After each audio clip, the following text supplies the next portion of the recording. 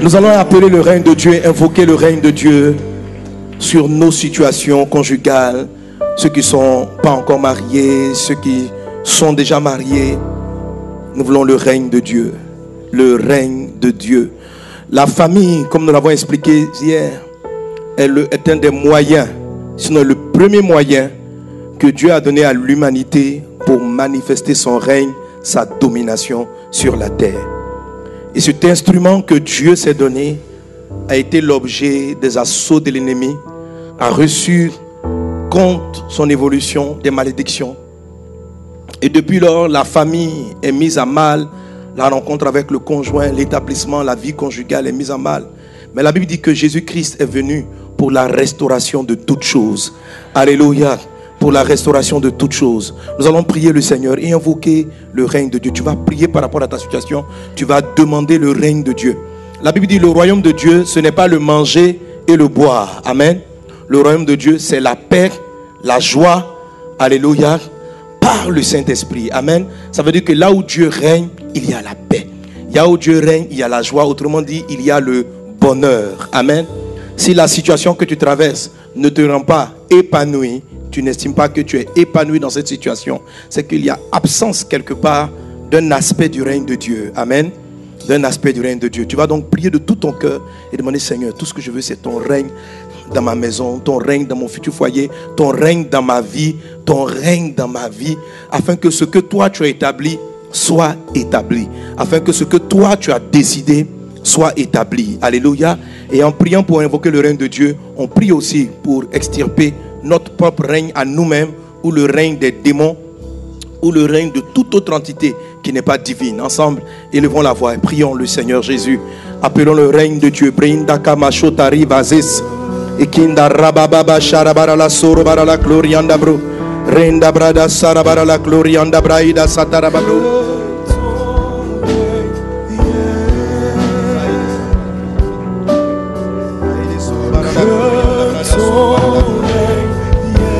Ronda brada sorobara la glorianda braida sarabara la glorianda. Ronda brada sorobara la canta rababa shi. Brianda brada sorobara la glorianda braida sotarababro. Raide glorianda brada sorobara la glorianda brai. Renda brada sarabara la conda rababosh.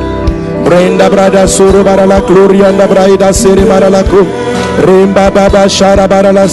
ton règne vienne dans nos foyers. Que ton règne vienne, Seigneur. Que ton règne vienne sur ma vie. Jésus, que ton règne vienne. Saint-Esprit, prends le contrôle de tout ce qui sera dit, de tout ce qui sera fait.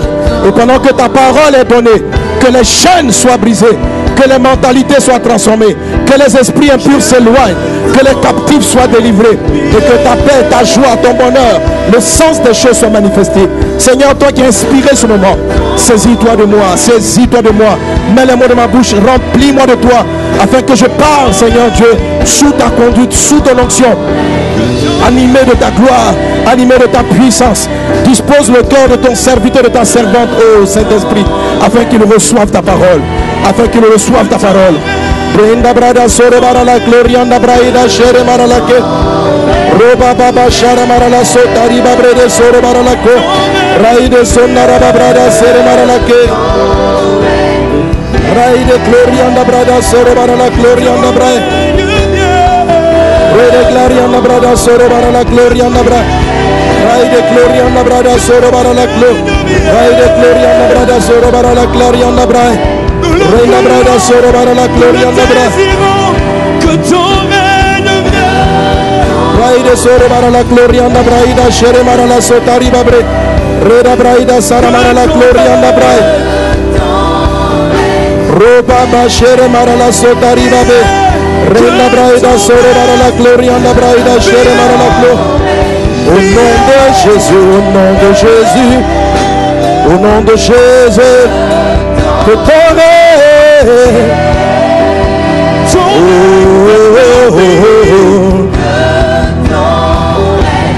Brenda brada sura bara la gloria anda brada sara bara la gloria anda brada.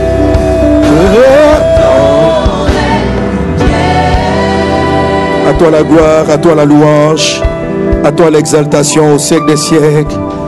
À toi Seigneur Dieu, à toi la gloire. À toi la puissance, Seigneur Dieu. À toi la gloire. À jamais, Jésus, oh mon Dieu. À toi Le pouvoir, à toi. La puissance, à toi. La gloire, à jamais. Amen. Merci Seigneur Jésus. Merci pour ta grâce. Amen. Amen. Quelqu'un donne un bon amen. Salue un voisin, salue une voisine. Bénis-la, bénis-le dans le nom de Jésus. Amen. Et nous voulons bénir le Seigneur pour les chantres, l'équipe worshipper. Gloire à Dieu. Dis voisin, tu es sur le point de vivre le bonheur conjugal. Amen. Amen. Amen. Ce thème concerne donc ceux qui ne sont pas encore mariés, ceux qui sont déjà mariés, ceux qui ont des enfants qui sont mariés à 50 ans, etc. Ce thème vous concerne. Amen. Bon, mon son n'est plus bon. Je vous ai félicité aujourd'hui et puis j'ai trop d'écho ici maintenant. Amen. Gloire à Dieu. C'est quoi le thème de notre rencontre? Vaincre les obstacles au bonheur conjugal. Alléluia. Le bonheur conjugal est constitué de combien d'éléments? De combien? Les 3 P du bonheur conjugal. C'est quoi le premier P? Non, vous connaissez votre leçon. Amen. Donc on dit même, c'est même pas la peine d'offrir un cadeau, tout le monde maîtrise. Quand ça fait du mariage, vous maîtrisez les choses.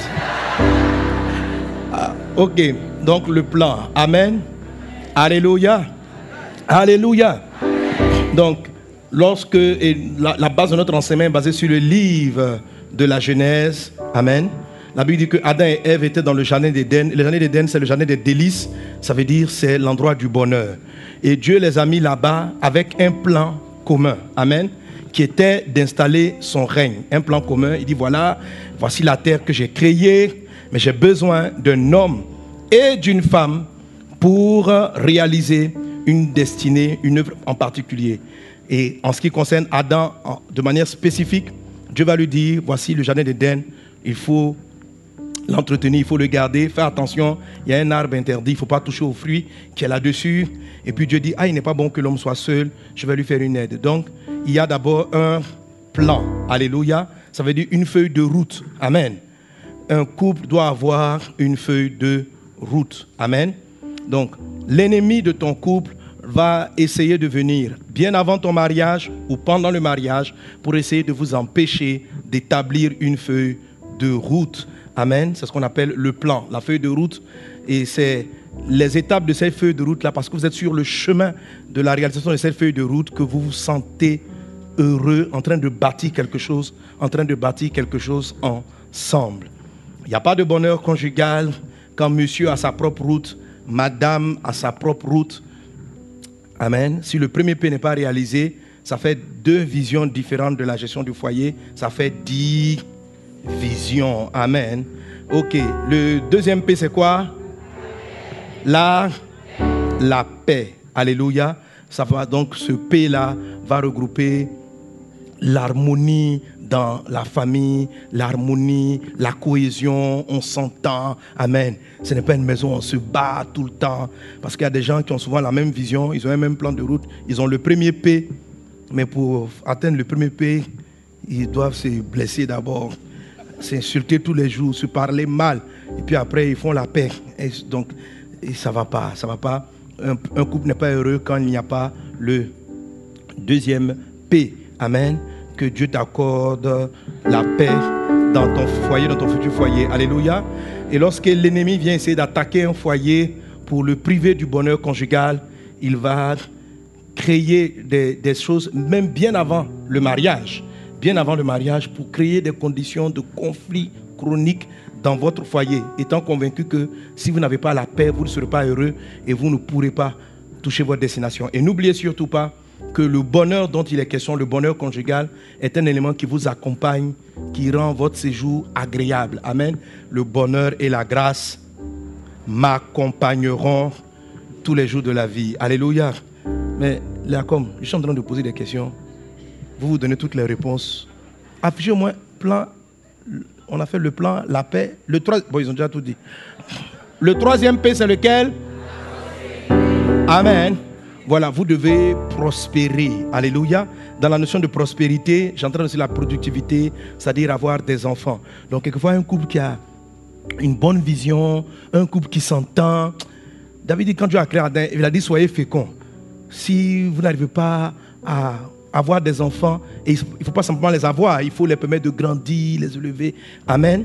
Tout ça, c'est dans la notion de prospérité. Alléluia. La prospérité, ce n'est pas seulement avoir l'argent. Amen. C'est avoir des choses. C'est avoir des choses et de les voir progresser. C'est par rapport à cela que Dieu dit à l'homme, sois fécond, multiplie, remplis. Amen. Donc il y a la multiplication, c'est ce qu'on appelle donc la prospérité. On a lu dans Deutéronome chapitre 30, verset 9, que quand Dieu multiplie les choses, c'est pour t'accorder aussi le bonheur. Alléluia. Alléluia. Gloire à Jésus. Amen. Si tu t'entends avec ton mari, vous vous entendez bien, vous avez une vision, mais que votre enfant ne grandit pas, il ne prospère pas, parce que la croissance est une prospérité même des cellules, il n'évolue pas, il ne grandit pas, vous allez voir que ça sera une situation ça peut être très inconfortable dans votre foyer. Donc il faut que les choses prospèrent, il faut que vos ressources aussi puissent prospérer. Le troisième P vous permet de fournir les ressources pour atteindre la vision. Que le troisième P soit sur ton foyer dans le nom de Jésus. Que vous soyez un couple prospère dans le nom de Jésus. Alléluia. Alléluia. Donnez un bon amen. Donnez un bon amen. Alors, ces 3 P-là sont ceux-là que Satan va essayer d'attaquer. Et c'est ce qui va se passer dans le jardin d'Éden. La Bible dit que Ève a été séduite. Et tous les problèmes de l'humanité vont commencer à partir de la séduction, de l'arrivée dans le jardin d'un être bizarre, appelé ici donc le serpent. La Bible dit en 2 Corinthiens chapitre 11, verset 3, 2 Corinthiens 11, 3, 2 Corinthiens 11, 3. La Bible dit, on peut le lire ensemble, le 3. Toutefois, de même que le serpent séduisit Ève par sa ruse, je crains que vos pensées ne se corrompent et ne se détournent de la simplicité à l'égard de Christ. Voilà, donc la Bible dit que Ève a été séduite d'abord par le serpent, mais dans ses pensées. Donc l'attaque du serpent ici a consisté à amener Ève à penser à des choses auxquelles elle n'aurait pas dû penser ou attarder son esprit sur la pensée. À partir de cette pensée, il va lui donner donc une idée. La Bible dit qu'elle va regarder le fruit, elle va voir qu'il est bon à manger. Donc ses pensées ont été corrompues. C'est une idée qui est venue dans son esprit. Et ça va entraîner ce que vous savez. Elle va amener son mari à manger le fruit. Dieu ne sera pas content. Des paroles vont être déclarées. La malédiction donc, des familles et des foyers vont commencer à s'installer. Donc on parlera des malédictions demain. Des malédictions qui combattent le couple vont s'installer. Et Dieu va les chasser du bonheur, c'est-à-dire du jardin d'Éden qu'ils devaient cultiver, qu'ils devaient garder. Et Dieu va les chasser et il va avoir dans leurs enfants, au lieu que ce soit la prospérité au niveau des enfants, dans 2 enfants, ils vont avoir un, Abel, qui est excellent, et puis un à côté, Caïn, qui est une source de problème, qui va aller jusqu'à tuer son propre frère. Quand un de vos enfants vient tuer un autre, franchement, quel drame dans votre foyer. Quel drame dans votre foyer. Voilà ce qui va se passer à cause de la séduction de l'ennemi. Est-ce qu'on est ensemble? Est-ce qu'on est ensemble? Alléluia. Alléluia. Et aujourd'hui, je vais m'attarder donc, comme je l'ai dit hier, sur les séductions. Et là, il est parlé du serpent. On dit que c'est le serpent qui a séduit Ève. Mais la Bible nous dit dans le livre d'Apocalypse chapitre 12, à partir du verset 7, la Bible nous dit que le serpent n'est pas le seul séducteur. Amen. La Bible nous parle d'autres séducteurs. Il dit, il eut guerre dans le ciel, Michel et ses anges combattirent contre le dragon et ses anges combattirent. On peut avancer? Mais ils ne furent pas les plus forts et leur place ne fut pas trouvée dans le ciel. Il fut précipité, le grand dragon, le serpent ancien, appelé le diable, et Satan, celui qui séduit toute la terre. Il fut précipité sur la terre et ses anges furent précipités avec lui. Alors notez là, celui qui séduit toute la terre. Tout à l'heure on a dit que c'est le serpent qui a séduit. Et la Bible dit, il n'est pas la seule arme de séduction du malin. Lorsque nous faisons la prière du Notre Père, Jésus dit, Seigneur, garde-nous du malin. Dis avec moi, Seigneur, garde-moi du malin. Alléluia. L'apôtre Paul pouvait dire quelque part, nous n'ignorons pas ses desseins. Et mes amis, ne croyez pas que Adam n'était pas prévenu de l'existence d'un danger. Si Dieu lui dit, cultive le jardin et garde-le, on garde quelqu'un parce qu'il y a une menace. C'est pas ça? Amen. On dit, je te mets dans le jardin d'Éden pour cultiver et pour le garder, pour protéger. Donc il y avait déjà une menace. Adam cultivait, mais il n'a pas fait l'effort de garder. La Bible dit, garde ton cœur plus que toute autre chose, parce que c'est de lui que viennent les sources de la vie. Alléluia. Tu dois garder ton cœur. C'est de là que le diable, l'ennemi, arrive à injecter des pensées. Alors quand je parle des attaques du diable qui viennent s'opposer à votre mariage, ne cherchez pas des choses compliquées comme vous allez voir dans un rêve, un cauchemar, un diable qui apparaît. Non, c'est une affaire de pensée, c'est une affaire d'idées qui viennent en vous. Il y a un témoignage que je vous ai raconté il y a quelque temps, en fait, un des témoignages qui m'a attiré vers la série des messages, les 4 formes d'attaque majeures du malin. Un témoignage, c'était le témoignage de mon ami, le pasteur Samuel Kamonga, qui racontait qu'il était dans un jeûne. Il a passé plusieurs jours dans le jeûne, il était amaigri, affaibli. Et un jour, le Saint-Esprit l'a visité, le Seigneur l'a visité, le Seigneur va lui dire, il va comme ça lui parler un peu de Satan. Il va lui dire, mais est-ce que vous parlez de Satan, est-ce que tu sais qui, tu l'as déjà vu? Dieu dit, je vais te montrer qui est Satan. Et le Seigneur ouvre les yeux et il voit un être chétif, petit, faible. Il dit, mais c'est lui Satan là, on peut le frapper tout de suite. Et Dieu l'Esprit lui dit, Satan, il n'a pas deux armes, il n'en a qu'une seule. Le mensonge. Il ment. Amen. La Bible dit que lorsqu'il ment, Jean chapitre 8, verset 44, lorsqu'il ment de son propre fond. Il est le menteur, il est le père du mensonge. Si Satan vient te voir et puis te dit bonjour, même si c'est la journée, il ment. Le jour, c'est-à-dire que s'il te dit bonjour, il faut douter qu'il fasse jour. C'est-à-dire il ment. Il ment. Quand il dit il te parle, il ment. C'est pourquoi Jésus ne tirait jamais aucune information de la bouche des démons. Quand les démons commencent à parler, tu es le Christ, le Fils de Dieu, il dit, taisez-vous. Ce n'est pas vous qui allez m'expliquer ça. Parce que même quand ils disent, tu es le Christ, le Fils de Dieu, c'est la vérité. Mais il y a un mensonge. Il y a un mensonge derrière. Il y a un mensonge où ils affirment, peut-être qu'il va semer en toi les graines de l'orgueil. Si un démon vient te dire, tu es un prophète, tu es un prophète, tu es un prophète, il ment. Il ment parce qu'à l'intérieur, il y a les graines, il y a une semence, il y a un venin. Il y a un venin. Alors c'est très important de savoir l'arme qu'il va utiliser parce qu'il est capable de se frôler aux choses qui sont avérées.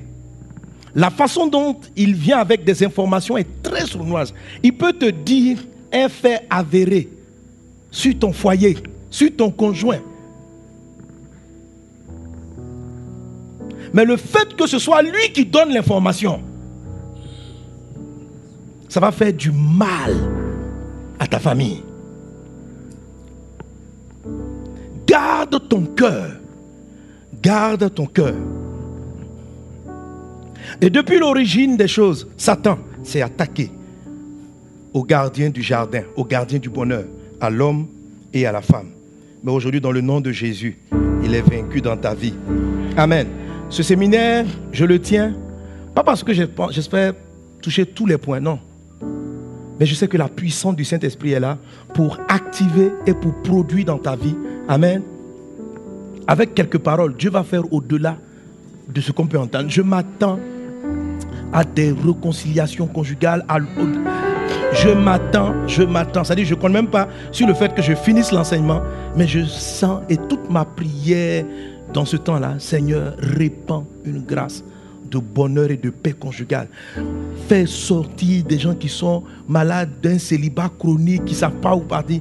Révèle-toi à eux, au-delà de ce que je vais dire. Jésus a dit, j'ai encore beaucoup de choses à vous dire. Mais le Saint-Esprit vous enseignera toutes choses. Ce que je dis ce soir et demain, ce sont juste des semences. Mais le Saint-Esprit va s'appuyer sur ces paroles-là. Et il va aller, il va te l'expliquer, il va résoudre beaucoup de choses. Est-ce simplement le cœur disposé à recevoir la parole de Dieu? Alléluia. Et le peu de semences qui est donné entraînera de grandes choses dans ta vie. Quelqu'un donne un bon amen. Quelqu'un donne un bon amen. Alléluia. Alléluia. Alors donc, la première séduction de Satan, ça a été contre la famille. Il a séduit un couple. Et je t'assure qu'il n'a pas changé. Amen. Là, ton voisin, il n'a pas changé. Alors, vous savez, généralement, la Bible donc parle de 4 formes d'attaques majeures. Comme je dis, il y a un livre qui en parle. Tout à l'heure, je ferai des dédicaces. Demain, j'en ferai. Et puis le dimanche, après le dernier culte du dimanche, je ferai un temps de dédicace. Amen. Chaque nom, chaque terme utilisé transporte le type de mensonge et le type de séduction que l'ennemi envoie contre la vie en général et ici en particulier, nous allons parler du foyer. Il y a des attaques de l'ennemi qui commencent bien avant ton mariage. Satan détruit le bonheur conjugal avant même que tu sois marié. Si par exemple, il arrive à semer en toi des pensées qui t'amènent à être une personne irritable, ou une personne qui n'a pas de vision, qui ne sait pas où elle part dans la vie, il est évident que lorsque tu seras marié, ça sera une cause de trouble. Est-ce qu'on est ensemble? Donc les pièges du diable commencent bien avant. La première attaque, la Bible dit, c'est l'attaque du dragon. C'est l'attaque du dragon. On va voir rapidement qu'est-ce qu'il fait. On le connaît déjà, mais on va l'appliquer à la situation conjugale. Je vais diviser, je vais prendre ceci avant le mariage. Et avant le mariage, je vais toucher quand le dragon commence à polluer ou à souiller la conscience et l'esprit d'un homme. Quand il travaille, qu'est-ce qu'il fait avec les femmes? Comment est-ce qu'elles réagissent avant le mariage? Et si tu te reconnais, même étant marié, que tu as été victime de certaines souillures de Satan avant le mariage, je t'en prie par la compassion de Christ, nettoie ton être maintenant de ses pensées, parce que il a fait sa semence bien avant ton mariage, mais c'est en train de commencer à ça pollue ton couple, ou ça va finir par le polluer, et le bonheur que vous sentez après ces 3 premières années de mariage risque de ne pas arriver quand vous allez atteindre 10 ans de mariage. Il faut traiter à la source. Alléluia. Alléluia. Donc vous allez voir l'attaque du dragon, l'attaque du serpent qu'on a vu dans le jardin d'Éden, l'attaque de qui encore? Dis avec conviction, du diable, et l'attaque de Satan. Satan, il n'a pas une attaque précise. Le nom Satan, quand le diable utilise la notion Satan, ce n'est pas une attaque précise. C'est juste le fait de te faire croire qu'un mensonge est vrai. Ça, c'est le rôle de Satan. Le dragon, il te donne des informations pour détruire ton potentiel, pour détruire ta vision, pour détruire tes capacités, tout ce que Dieu te donne. Le but du dragon, c'est de voler les atouts que Dieu t'a donnés. Le but du serpent, c'est de te faire prendre une mauvaise voie, de te faire faire une mauvaise décision. Le but du diable, c'est... Parce que le diable, il a 2 têtes. Le nom diable, quand on utilise le nom diable signifie quoi?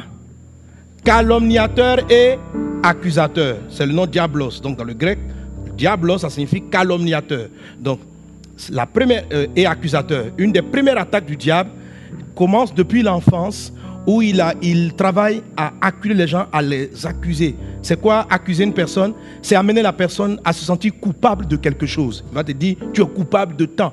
C'est-à-dire, le travail du diable en tant qu'accusateur, c'est de te donner une mauvaise image de toi. C'est de te donner une mauvaise image de toi. Et quand il arrive à polluer l'image que tu as de toi, ça devient très compliqué. Très compliqué. Tu perds la confiance en toi-même. Tu ne sais même pas qui tu es. Oh, la Bible dit, je lui ferai une aide qui soit son semblable. Avec ton conjoint, te ressemble. Maintenant, si toi-même tu ne sais pas à quoi tu ressembles, comment tu peux trouver celui qui t'a assorti? Alléluia. Alléluia. Nous allons balayer les semences du diable. Amen. Et Satan, par exemple, si le diable arrive à te faire croire que tu n'es pas intelligent, or tu l'es. Si le diable arrive à te dire tu n'es pas intelligent, tu n'es pas intelligent, c'est juste une information. Le rôle de Satan, c'est de prendre cette information et de t'amener à admettre que vraiment tu n'es pas intelligent. Et puis tu dis moi, et puis tu commences à parler. Moi les gars, moi je ne suis pas très intelligent. Vous savez, je ne suis pas très intelligent. Je ne suis pas très intelligent. Je suis pas très. Donc chaque fois que tu dis ça, tu paralyses ton esprit de réflexion et d'analyse. Donc il t'a menti que tu n'étais. Ça c'est le diable qui t'a menti que tu n'étais pas intelligent. Satan va te faire croire. Or quand vous croyez en un mensonge, vous donnez du pouvoir. Quand vous croyez dans la vérité, vous donnez du pouvoir à la vérité. La Bible dit à ceux qui ont reçu la parole et qui ont cru dans la parole, Jean chapitre 1 verset 12, elle a donné le pouvoir de devenir enfant de Dieu. Le diable dans l'attaque calomnie, si par exemple au début il sème dans ton cœur, ton mari là, André qui te trompe. L'histoire peut ne jamais t'arriver. On dirait qu'il te trompe. Et puis il sème. Pour un moment, tu as un soupçon. À partir du soupçon, il va se saisir de l'énergie du soupçon. Et il va commencer à créer un environnement très malsain jusqu'à t'amener à croire. Si tu crois au mensonge, tu vas donner le pouvoir d'envoyer l'adultère dans votre foyer. Mais au nom de Jésus, les mensonges du diable sont vaincus. Dans le nom de Jésus. Donc Satan, son travail, c'est de faire croire. Amen. Alléluia. Est-ce qu'on est ensemble? Est-ce qu'on est ensemble? Alors d'abord, les attaques de Satan, les 4 attaques du malin avant le mariage.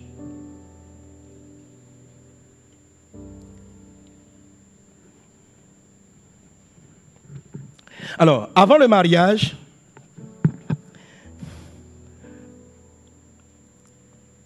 du moins la vie avant le mariage te prépare à ton mariage. Lorsque Dieu a dit à Adam, à l'homme, il n'est pas bon que tu sois seul. Genèse chapitre 2 verset 18. Dès que Dieu lui dit il n'est pas bon que tu sois seul, le Seigneur lui envoie quoi directement?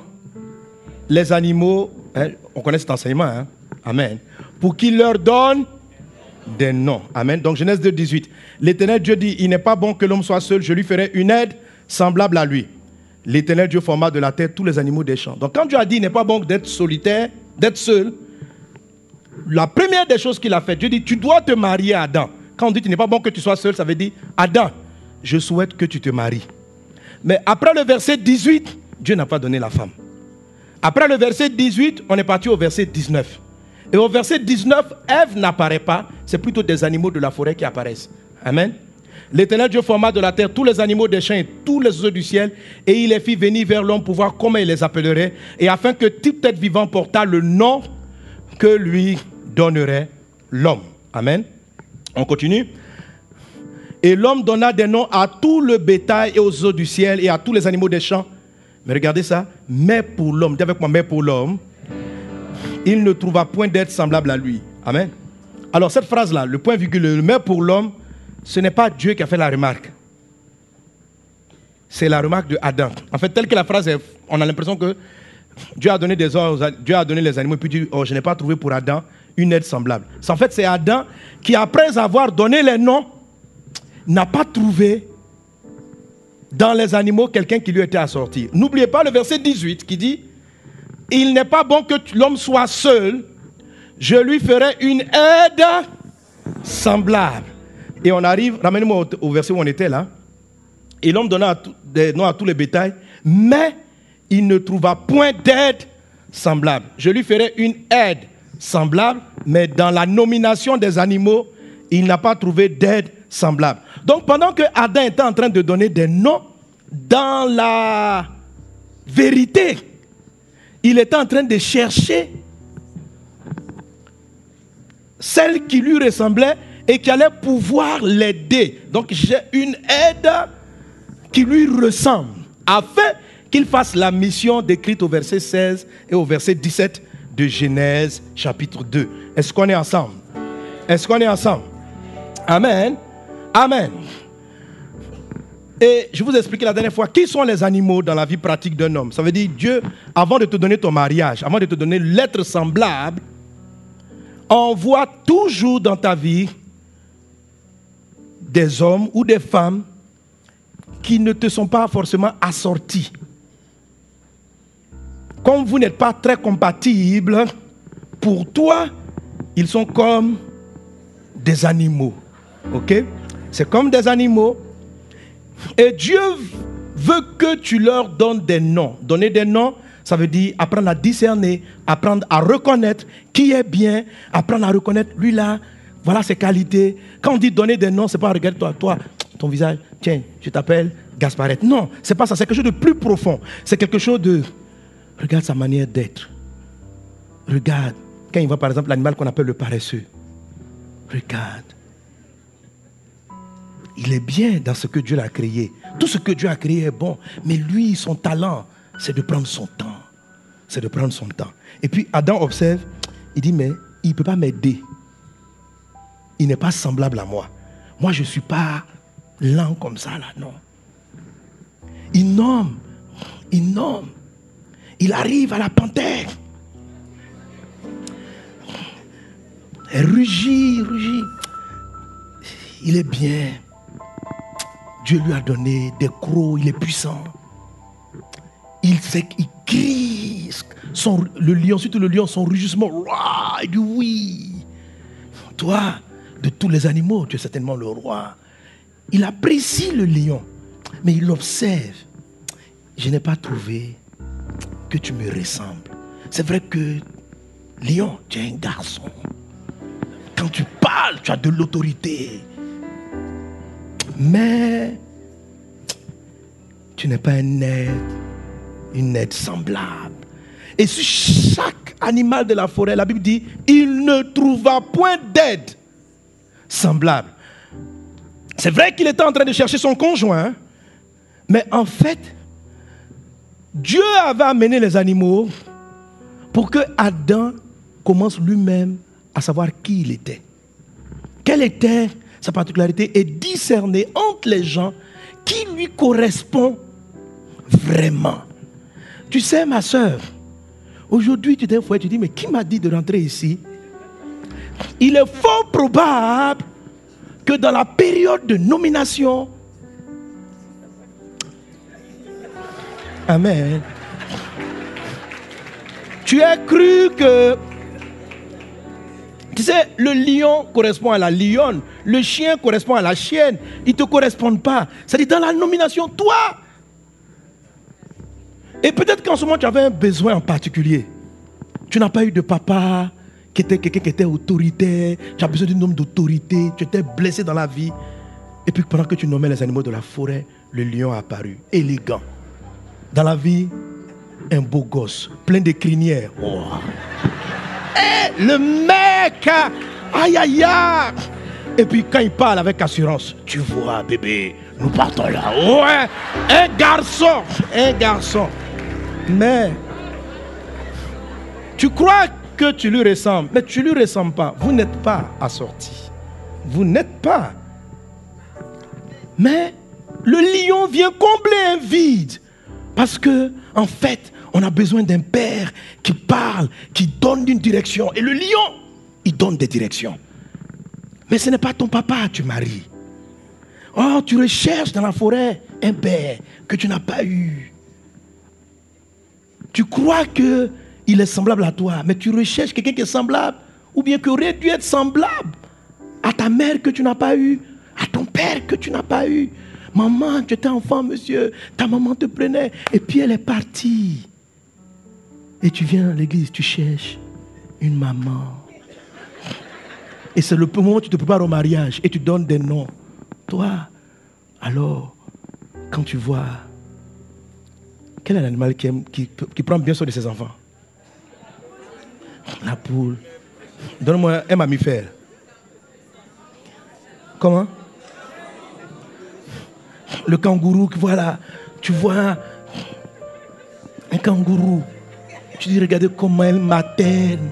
Comment elle materne. Elle n'est pas semblable. Elle est semblable, le kangourou, il est semblable à une bonne maman. Mais Adam, quand il a fini de nommer, il a dit, je n'ai pas trouvé d'aide semblable. Et là, dans cette période, malheureusement, la femme qui avait perdu, qui n'a pas eu le papa, le monsieur qui n'a pas eu la maman, qui avait besoin d'autorité, le frère qui avait besoin d'un père, papa est trop vite parti. Il a voulu une femme de caractère. Parce que lui, il fait des affaires. Il veut une femme qui a la poigne. Et le gars, il a marié une panthère. Oh. Quand il a vu, voilà, quelqu'un qui m'est semblable. Oh, Miss Panthère, veux-tu être mon épouse? Oui. Et après, des griffes apparaissent dans la maison. Ton corps est griffé de part et d'autre. La maison est tendue. Les panthères sont faits pour rester ensemble. Les chiens sont faits pour rester ensemble. Dans la forêt, en ce moment, il n'y avait pas de femme. Mais Dieu était en train d'aiguiser le cœur de l'homme. En train de le préparer. En train de savoir lui-même à quoi est-ce qu'il ressemble. Qu'est-ce qui lui correspond exactement. Juste quand il a fini, Dieu dit bon. Quand il a dit, je n'ai trouvé personne. Dieu dit maintenant je t'endors. Et c'est à partir de là que Dieu est rentré dans son cœur. Il a pris la côte, c'est son cœur. Et il a forgé le rêve de Adam. Qui est-ce qu'il voyait? Parce que de tous les gens qu'il avait vus, personne ne correspondait vraiment à ce qu'il attendait. Et Dieu a vu, parce que donc, il a fini par bien dessiner ce qu'il veut. Tu sais, quelquefois, si tu n'as pas vu ce que tu ne veux pas, tu ne sais pas ce que tu veux. Et si tu vas trop vite vers ce que tu veux, tu ne sauras pas apprécier la valeur de ce que tu as. Le bon jugement et le fait que tu restes, pourquoi tu as fait ça? Pour que le jour où tu es ton mari, tu restes attaché. Quelquefois, tu ne sais pas que tu as trouvé même le meilleur mari. Mais comme tu n'as pas bien nommé les animaux, tu as l'impression qu'il y a meilleur que lui ailleurs. Oh, c'est lui-là qui t'est réellement assorti. Mais tu ne sais même pas, parce que tu as voulu sauter la classe. Dieu, avant de te donner ton conjoint, et c'est là que Satan attaque, en corrompant beaucoup de choses. Le dragon, le diable vont pervertir ton identité, vont te faire prendre des mauvaises décisions, etc. De sorte qu'après, il soit très compliqué. Mais aujourd'hui, dans le nom de Jésus, quel que soit ce qui s'est passé, c'est Dieu le Saint-Esprit est là, non pas pour te culpabiliser, mais pour te guérir, pour te délivrer et pour restaurer toutes choses. Amen. Dis à ton voisin, on ne divorce pas. Alléluia. Mais si ton mari, ton conjoint est païen, Paul dit, et s'il s'en va, tu es libre. Voilà. Si tu as un gars qui te frappe, il ne veut pas comprendre, et puis il dit, demain je quitte la maison, laisse-le partir. Tu es libre. Mais on ne divorce pas. Mais tu le laisses partir. Voilà. Il ne faut pas rester dans un endroit où on va te tuer. Amen. Voilà. Alléluia. Voilà. Des fois, le mari veut te tuer. La Bible dit on ne divorce pas. Et puis tous les jours, te donnent un coup de poing. La Bible dit, non. Non. Lis 1 Corinthiens chapitre 7. L'apôtre Paul dit, Dieu nous a appelés à vivre dans la paix. Si quelqu'un est marié à un non-converti, et que le non-converti dit qu'il souhaite rester avec toi, il n'y a pas de problème. Mais s'il décide de partir, laisse-le partir. Dieu t'a appelé à vivre dans la paix.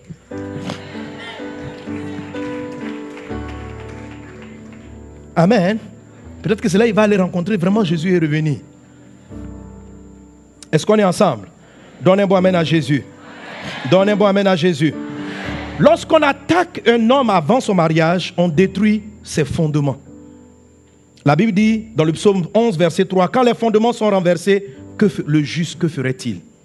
Le juste, que ferait-il? Si on a corrompu ton identité, on a corrompu les fondements, que ferait le juste? L'ennemi donc va essayer d'attaquer.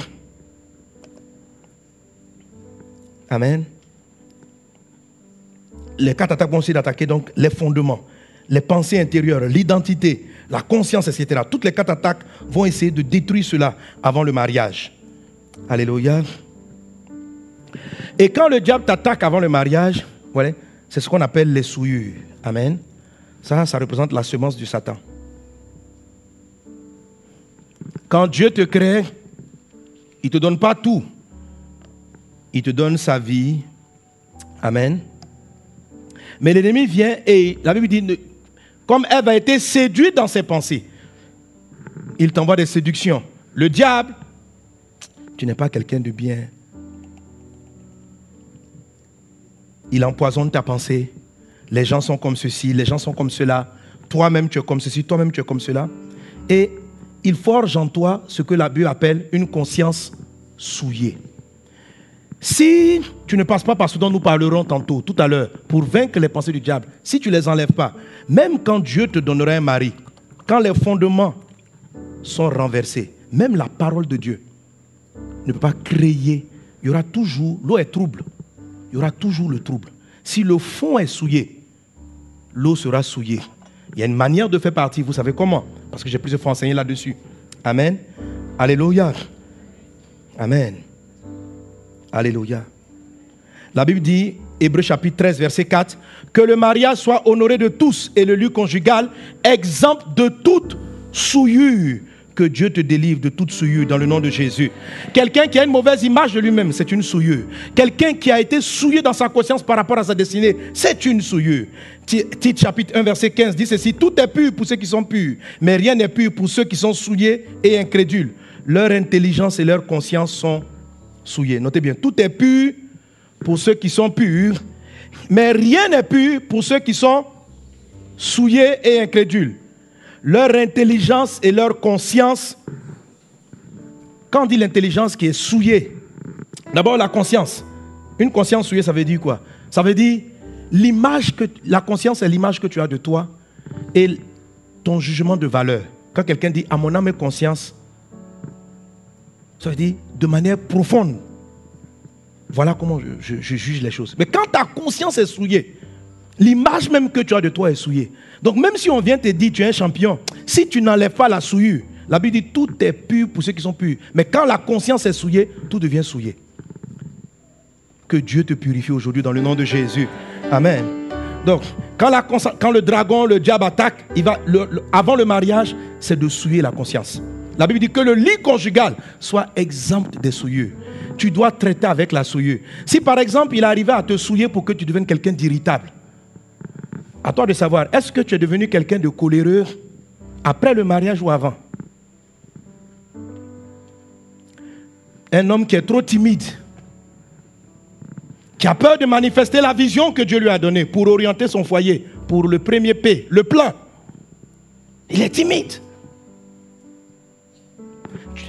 Si tu es, par les chocs, les moqueries de tes amis à l'école, tu es devenu quelqu'un de renfermé, ça va toucher votre premier plan du bonheur, le premier P.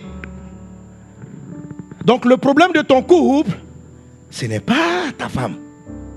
Ce n'est pas l'obstacle à votre bonheur, ça ne vient pas de votre couple, ça vient des fondements. Avant que tu ne rencontres ta Ève, avant que Dieu ne t'endorme, il y avait une anomalie. Une anomalie qui pollue ton foyer jusqu'à présent. C'est vrai que toujours on va s'asseoir pour régler vos problèmes de couple actuels. Mais reconnais que tu n'es pas stable. Dans le foyer, tu es comme la guenon. Un homme, une femme, tu as marié un singe. Dans la forêt, tu as marié un singe. Ben, tu crois que tu ressembles au singe. Parce que tes parents t'ont tellement tu souffrais à la maison parce que tu es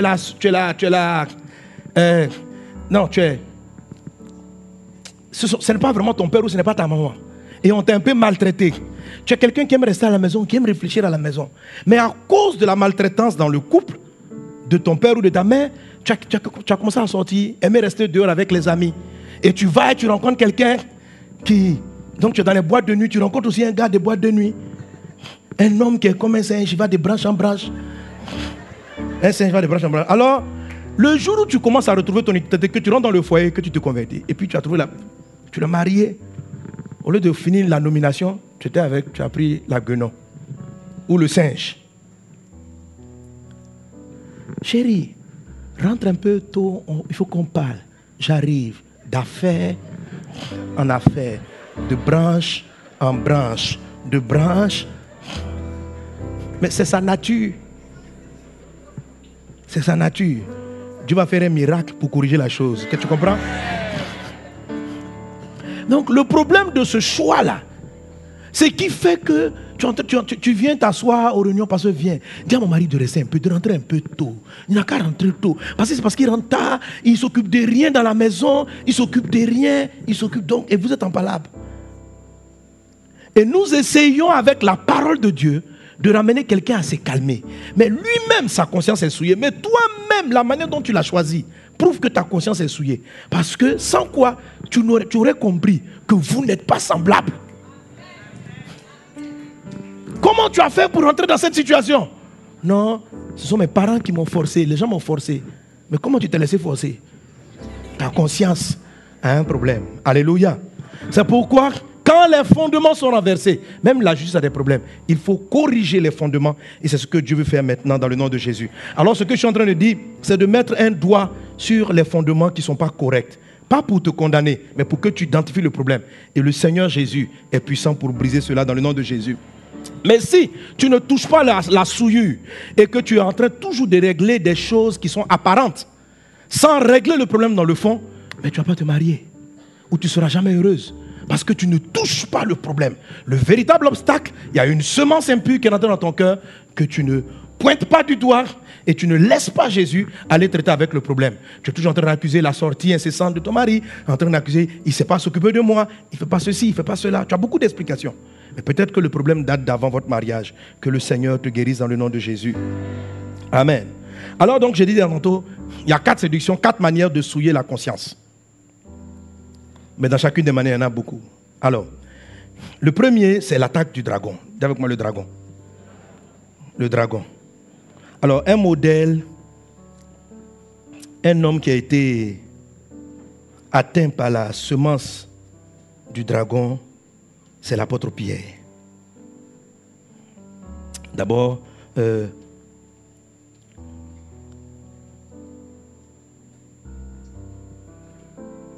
lisons Jérémie chapitre 51, verset 34. Normalement, tous ceux qui ont écouté cet enseignement, vous connaissez ce passage. Tu dois pouvoir le réciter par cœur. Amen. Voilà. Ça, c'est dans ce livre-là. Hein? Vaincre les 4 attaques majeures du malin. Jérémie chapitre 51, verset 34. Donc, on a dit, le dragon séduit toute la terre. Le dragon séduit toute la terre. Voici une séduction. Quand on dit le dragon, c'est un nom bizarre. Qu'est-ce qu'il y a concrètement? En quoi est-ce que consiste la séduction du dragon? Et on va voir un cas pratique dans la Bible de comment quelqu'un souillé par le dragon a des problèmes à tenir ses engagements, à respecter ce qu'il dit. Amen. Et ça va te donner de l'espoir aussi pour dire qu'il y a de l'espoir. Même si tu as marié un singe, Dieu qui a créé le singe et l'homme va amener ton mari à devenir un être humain. Même si toi, peu importe d'où tu viens, il y a une manière, amen, oui. La Bible dit qu'on peut changer les gènes, on peut régénérer par la parole vivante et permanente. Tout est rectifiable, tout est possible. Tout est possible. Quelle que soit la souillure d'une conscience, c'est possible d'être changé. Amen. D'avoir un changement. La Bible dit, voilà, Nebuchadnezzar, lisons ensemble 1, 2, 3. Nebuchadnezzar, roi de Babylone, m'a dévoré, il m'a détruite. Il a fait de moi un vase vide. Tel un dragon, il m'a englouti. Il a rempli son ventre de ce que j'avais de précieux. Et il m'a chassé. Tu vois, si tu laisses le dragon longtemps, il va te chasser de ton foyer. Il va chasser ton mari de la maison. À la fin, le dragon, il te vole. On dit Nebuchadnezzar, roi de Babylone. Ça, c'est Nebuchadnezzar. Mais la phrase qui m'intéresse, c'est tel un dragon. Dans ce passage, Dieu nous explique le travail du dragon. Le travail du dragon, c'est d'engloutir, de vider. Ça veut dire de vider ta richesse, de vider, d'enlever tout ce que tu as de précieux, et il remplit son ventre. Et puis après, quand il a fini avec toi, il te vide, il te chasse. Alléluia. Alléluia. Alors, quand vous lisez le livre d'Apocalypse, et comme j'en parle dans ce livre, le dragon, il a 7 têtes. Mais même si tu oublies les 7 têtes, ce n'est pas grave. Mais il faut savoir qu'il a 7 têtes. Ça veut dire 7 bouches. Ça veut dire 7 types de séduction qui visent à enlever ce que Dieu t'a donné, à enlever ton potentiel. Alléluia. Qu'est-ce qu'il vole? Il va voler ta vision. Il va faire en sorte que tu ne saches même pas où tu vas dans la vie. Le dragon, il fait peur, il effraie, il va voler ta sérénité. Il va travailler à voler ta paix, à te rendre timide. La Bible dit, je vous ai cité le passage hier, Paul dit ceci à Timothée. Il dit, Timothée, ranime le don que tu as reçu. Ranime le don que tu as reçu. Dieu t'a donné un don, mais on ne le voit pas. Et puis il dit ceci, car Dieu ne nous a pas donné un esprit de timidité, mais un esprit de force. Autrement dit, la timidité engloutit les dons d'une personne. Quelqu'un est là avec moi? Dieu t'a fait un don. Dieu t'a fait un don. Mais comme tu es timide, ce don-là est englouti. Ce don est endormi. Et qui est englouti parmi les attaques de Satan? C'est le dragon.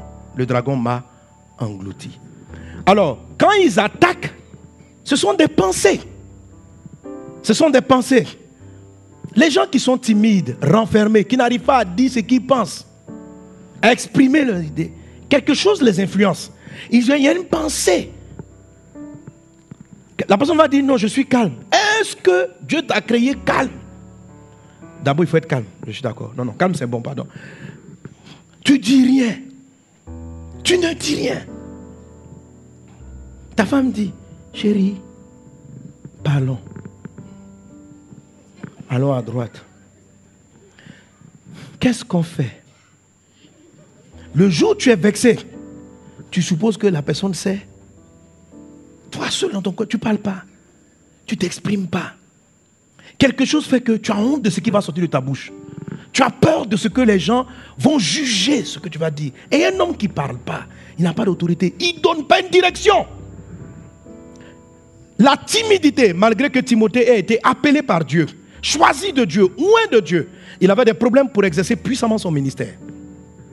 À cause de la timidité. Par 2 fois, l'apôtre Paul va dire, pardon, réveille. Le don là, il est englouti. Alors, il est englouti par quoi? Par un système de pensée. Par un système de pensée. Que Dieu te délivre dans le nom de Jésus. Que Dieu t'en délivre dans le nom de Jésus. Que Dieu t'en délivre dans le nom de Jésus. Donne un bon amen. Donne un bon amen.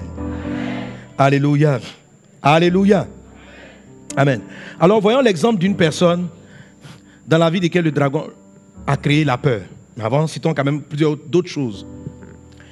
Le dragon sème aussi l'impudicité. Donc, il sème la peur, la timidité, l'anxiété. Quand tu es anxieux, il sème toutes ces choses-là. Mais il a une autre tête aussi qui sème la séduction sexuelle, le sexe. La Bible dit dans le livre de Proverbes chapitre 5 que si tu couches avec quelqu'un, tu partages avec cette personne-là des richesses invisibles. Proverbes chapitre 5. Tu partages avec cette personne la faveur qui est sur ta vie. Tu partages avec cette personne les biens que Dieu t'a donnés dans le monde invisible. Proverbes chapitre 5 dit, tu partages avec cette personne. Maintenant, s'il se trouve que ce n'est pas ta femme, elle va aller prendre tes biens. Et si elle couche avec une autre personne, elle peut lui donner tes biens. Amen. Ça vous le... Bon, quand même, je crois qu'il y en a qui sont surpris. Vous connaissez, non? Ça va, non? Amen. Oui, je ne vais pas revenir là-dessus. Alléluia. Écoutez mes précédents enseignements. Lisez Proverbes chapitre 5. Proverbes chapitre 5 dit que les rapports sexuels, c'est beaucoup plus qu'un simple plaisir. C'est un partage de vie. C'est au travers des rapports sexuels qu'on crée des bébés. On ne les crée pas, qu'ils sont engendrés. Donc les rapports intimes donnent la vie, ça fabrique. Quand tu vois un bébé, tu vois un homme, c'est le fruit de relations intimes. Alors même s'il n'y a pas d'enfant, qu'est-ce qui est partagé? Qu'est-ce qui est échangé? Quand tu regardes le fils qui est né, il te ressemble. Il a une partie de tes yeux. Il a une partie de ton nez.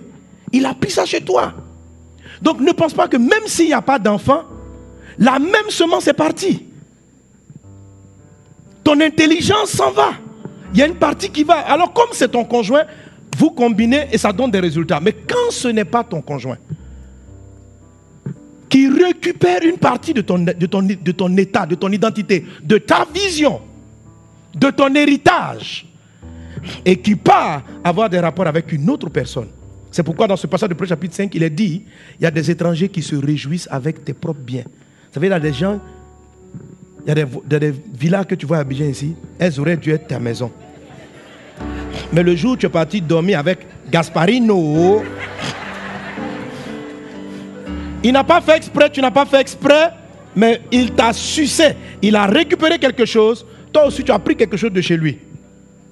Il avait dans sa vie, lui, dans sa vie, il ne devait pas prospérer. Il devait juste avoir une petite maison entrée-couchée. C'était un gars d'entrée-couchée. Et ce jour de vos rapports, tu as pris l'entrée-couchée. Tu lui as donné la villa. Alors Gasparino, subitement, il est brillant, il a de bonnes affaires. Cette affaire, il a pris. Les choses lui réussissent, il a pris ça chez toi. Il a pris ça chez toi. Et il peut ne pas savoir aller dormir avec une tierce personne et puis balader. Ainsi, tes richesses et tes trésors peuvent être dans la nature. C'est comme ça il est dit que le dragon vole. C'est pourquoi quand un homme est très brillant, quand une femme est très brillante, Satan fait tout pour la souiller par le péché du sexe. Et là où il travaille aujourd'hui, et qui sont des souillures qui détruisent la vie des enfants, même les abus, la pédophilie. Les enfants ne sont pas coupables, en le sens qu'ils ne sont pas du péché, mais leur conscience en est souillée. Ça te traumatise. C'est pourquoi la prière que je vais faire et ce qui va se passer ce soir, demain, Dieu veut que tu comprennes pour te délivrer des viols que tu as subis. Même dans les viols, quand quelqu'un, les pédophiles, les violeurs, ils souillent quelque chose dans ta vie. Ils souillent. Et cette souillure-là va rentrer jusque dans ton foyer si tu n'as pas traité avec elle. Normalement, lorsque vous croyez en Jésus, Jésus vous pardonne de tout péché et son sang vous purifie de toute souillure. Ça, c'est ce qui se produit à la croix. Amen.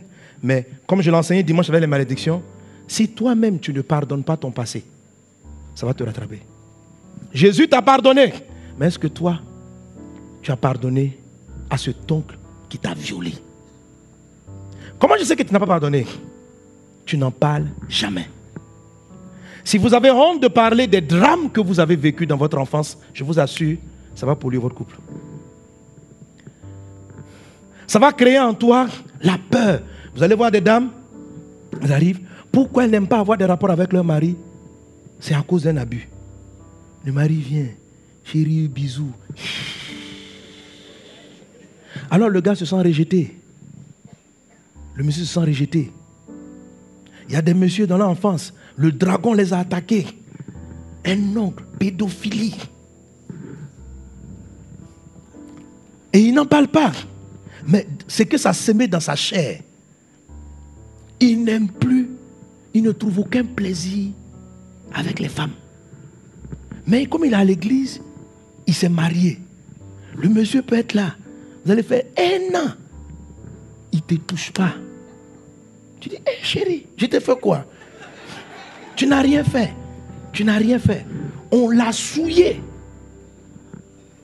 Il a été souillé.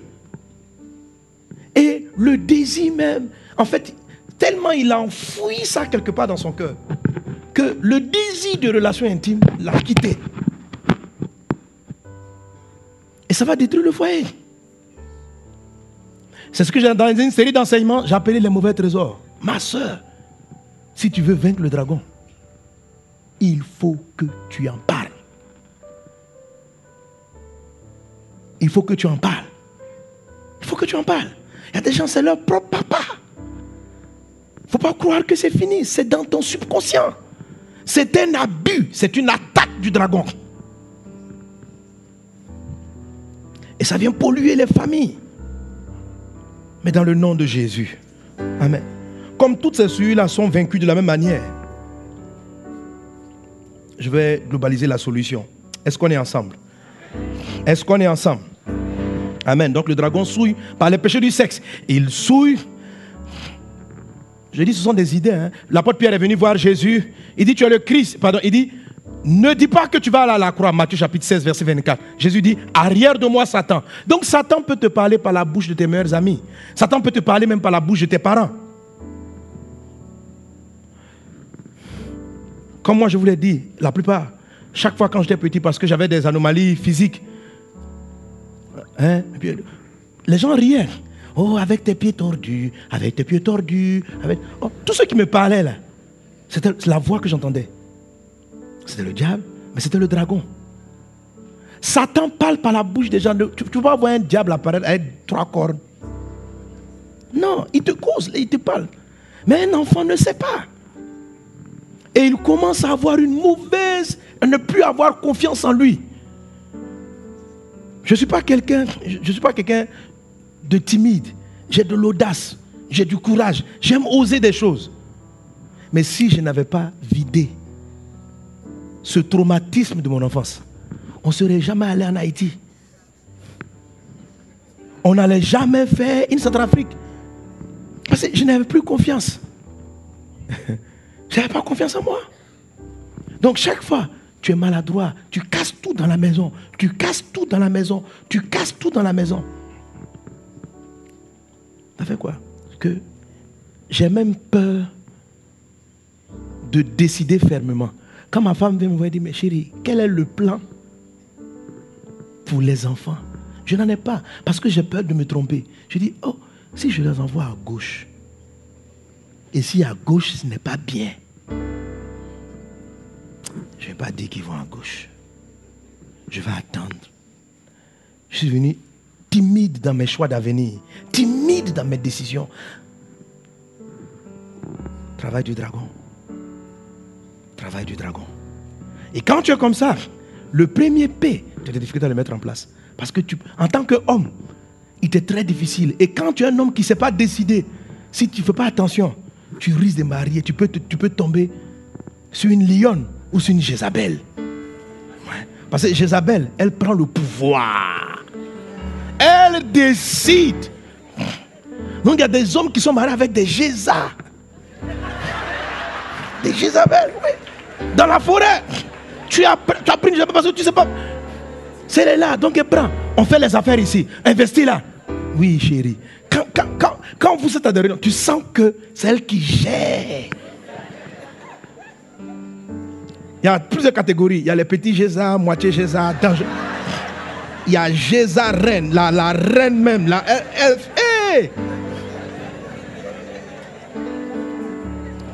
Elle gère la maison.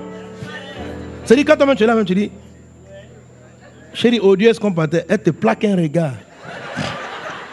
En même temps, tu commences à balbutier. Bon, les amis, on revoit la suite. Oh, Jézas.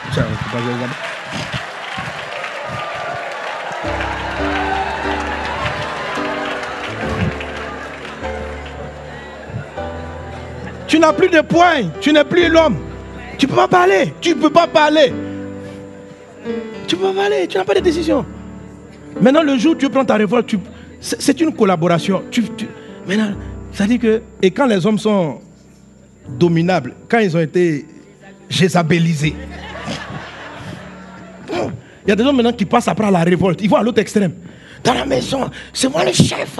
Mais pourquoi tu cries? Je suis le chef. C'est parce que toi-même, tu ne sais pas.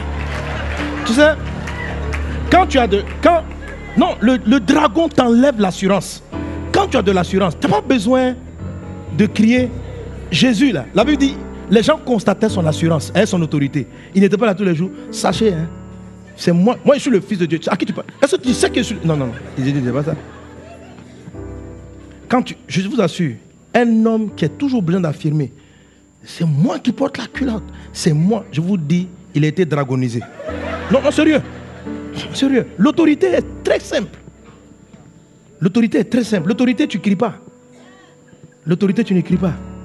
C'est comme si tu es revêtu. Le policier, il ne fait pas beaucoup d'efforts. Il arrête la voiture un peu. Puis tu vois, et puis il cause. Il ne crie pas. Je suis un policier. Venez voir. J'ai fini mon école de police. Est-ce que tu sais? Dans la voiture. Non. Tu veux te persuader que...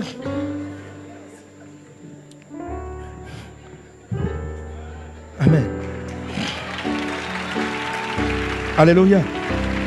Alors ce genre de foyer n'auront pas de plan. Il ne peut pas avoir de plan. Parce que le gars, il n'a pas de vision. Et c'est comme ça que j'étais. J'avais la vision, mais je n'avais pas la force de mener la vision. En fait, moi, ce qui me manquait, ce n'est pas la vision, c'est la force. La Bible dit, le dragon, il a englouti, il a pris, il m'a vidé. Quand tu lis pour le chapitre 5, il enlève ta vigueur. Donc tu n'as pas de force, tu manques d'assurance, tu manques d'autorité. Et ça fatigue ton foyer. Que Dieu nous aide dans le nom de Jésus. Alléluia. Donnez-moi amen. Alors, regardez quelqu'un, par exemple, qui a été dragonisé. C'est l'apôtre Pierre. Lui n'a pas été jézabélisé, mais dragonisé. Jézabel, c'est un esprit de python. C'est un esprit de... C'est un dragon et puis serpent. Après avoir chanté des cantiques, Matthieu chapitre 26, verset 30.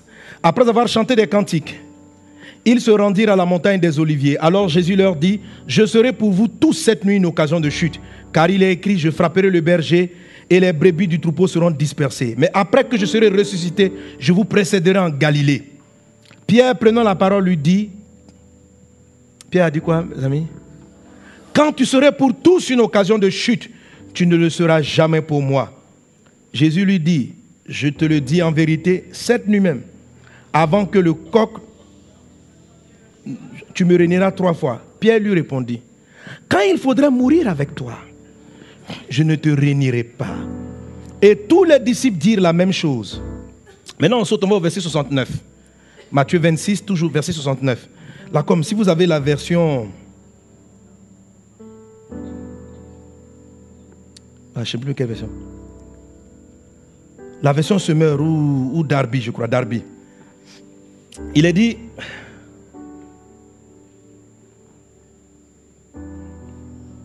Pendant ce temps, Pierre était resté aussi assis dehors, dans la cour intérieure. Une servante s'approchait et lui dit, toi aussi, tu étais avec Jésus le Galiléen. Mais Pierre le nia en disant, devant tout le monde, je ne vois pas ce que tu veux dire.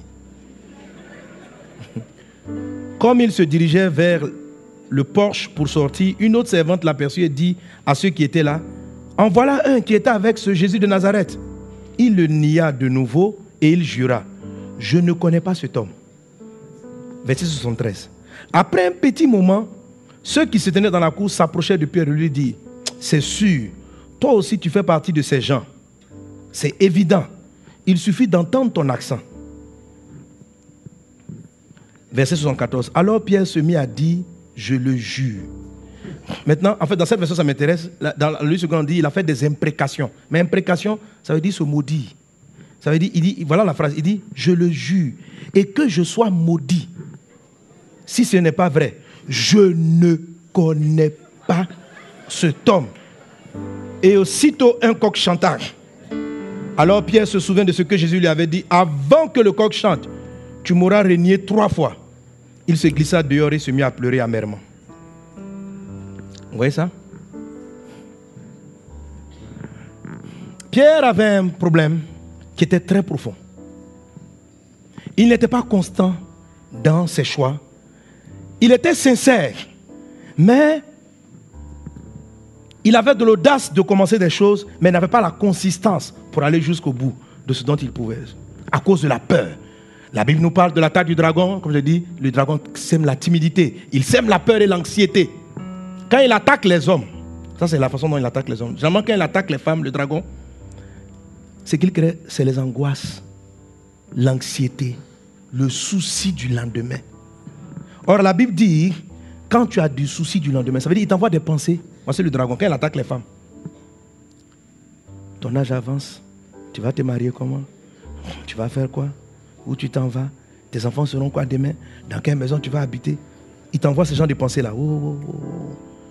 Et ça commence à te faire paniquer pour aller te faire des mauvais choix et prendre de mauvaises décisions. La Bible dit que l'arbre qui était planté au milieu des épines, ça représente les croyants qui ont reçu la parole, mais qui à cause des soucis de ce siècle ne portent pas de fruits qui viennent à maturité. Donc le dragon te donne des pensées.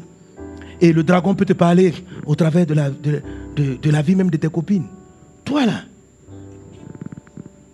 ton âge avance, c'est un homme comme ça, tu es marié. Tu vois, pour que tu sois anxieux, si tu entends l'anxiété dans la voix d'autrui, regarde la personne, dit, ma copine, arrière de moi, Satan. Écoutez, comment je reconnais une semence de Dieu ou une semence du diable? Les semences de Dieu viennent de Dieu. Et la Bible dit, on reconnaît par le fruit de l'esprit produit la paix, la joie, l'amour, la patience, la bonté. Si quelqu'un te donne une information qui te rend impatient et qui commence à t'angoisser, à 100%, ce n'est pas l'esprit. Même si ce que la personne dit est avéré, Si tu agis sous cette information, tu vas faire une erreur. Tu vas faire une erreur. Et c'est la bouche du dragon. Tu vas faire une erreur. Ne laisse jamais la peur du lendemain t'amener à décider à vite marier. On dit, moi, mon âge est en train de partir. Donc, le premier arrivé, premier marié. Le gars, tu n'as même pas testé. Satan t'a encodé. Ton âge avance. Tu as vu ta grande soeur là-bas mariée. Hein? Les gars, tu connais ta tante du quartier là. Oh. Le dragon vient. Les hommes sont mauvais. L'homme, il ne faut pas avoir confiance. Et ta tante qui vient expliquer tous ces problèmes à ta maman. Et puis toi, tu es à côté, tu es la petite avant ton mariage. Hé, mon mari, est mauvais. Et du coup, tu commences à avoir peur du mariage. Au lieu de préparer ton mariage, tu as peur du mariage. Ta conscience est souillée. Quand la période du mariage arrive, tu fuis le mariage. Tu as peur. Pourquoi? Parce que la conscience que tu as du mariage est l'histoire de ta tante qui a été victime du dragon. Donc pendant qu'elle parlait, toi-même, la peur du dragon t'a atteint. Et maintenant, tu appréhendes négativement l'aventure du mariage. Au lieu de t'y préparer, il y a des gens qui ne veulent même pas parler du sujet du mariage. Quand vous les voyez, vous pensez que c'est parce qu'elles sont spirituelles. Elles ne sont pas spirituelles. Elles ne sont pas spirituelles. Elles ont le cauchemar de ce que papa a fait subir à maman. Et elles ont dit, jamais ça ne va m'arriver. Et comme elles ne veulent pas que cela arrive, elles sont hantées par la peur. Or, la peur vient du dragon. La timidité tue ton don, tout ton talent, ta capacité de reconnaître. Et quand l'âge va vouloir finir, tu vas vouloir te précipiter dans une relation et marier quelqu'un qui ne te ressemble pas. Sois délivré au nom de Jésus. Alléluia. Pierre avait peur, mais il avait de l'audace. Jésus dit, je viens sur l'eau. Pierre dit, si c'est toi, ordonne que je vienne. Il commence à marcher au milieu. Au lieu de regarder Jésus, il regarde le vent et il s'enfonce. Vous voyez, il n'est pas consistant. Il n'est pas consistant. Je ne sais pas qu'est-ce qui s'est passé dans son enfance. Quelle est la semence qu'il a reçue? Mais Jésus va le guérir. Pierre était quelqu'un de sincère. Et il y a des fois des femmes, vous êtes mariés des gens qui ont été dragonisés. Un homme qui est très dragonisé, à l'image de Pierre, c'est le monsieur qui fait des grandes promesses. Tout le monde dit, Jésus dit, cette nuit vous allez me régner. Tout le monde dit, Pierre dit, moi, jamais je te régnerai. Les autres disent, nous aussi. Il dit, mais tout le monde peut t'abandonner, sauf moi. Et il fait des promesses. Mais la même nuit, jusqu'à il dit que je sois maudit. Alors souvent les hommes dragonisés qui n'ont pas de vision, ils ont des grands rêves, ils promettent beaucoup de choses. Moi, je t'amènerai à Honolulu. Ce sont des gens, quand vous les voyez, les gens dragonisés, ils semblent avoir beaucoup de vision. Le dragon forme beaucoup les gens tempérament sanguin, plein de promesses, plein d'espérance. Tu peux compter sur lui, il prend des engagements. Je ferai, je construirai, c'est Pierre. Je serai avec toi, j'irai, je bâtirai, nous construirons. Jamais je ne te renie. Je suis l'homme de ta vie. Veux-tu m'épouser? Oui, nous serons toujours heureux. Ils promettent. Pierre a promis. Je ne vais jamais te renier.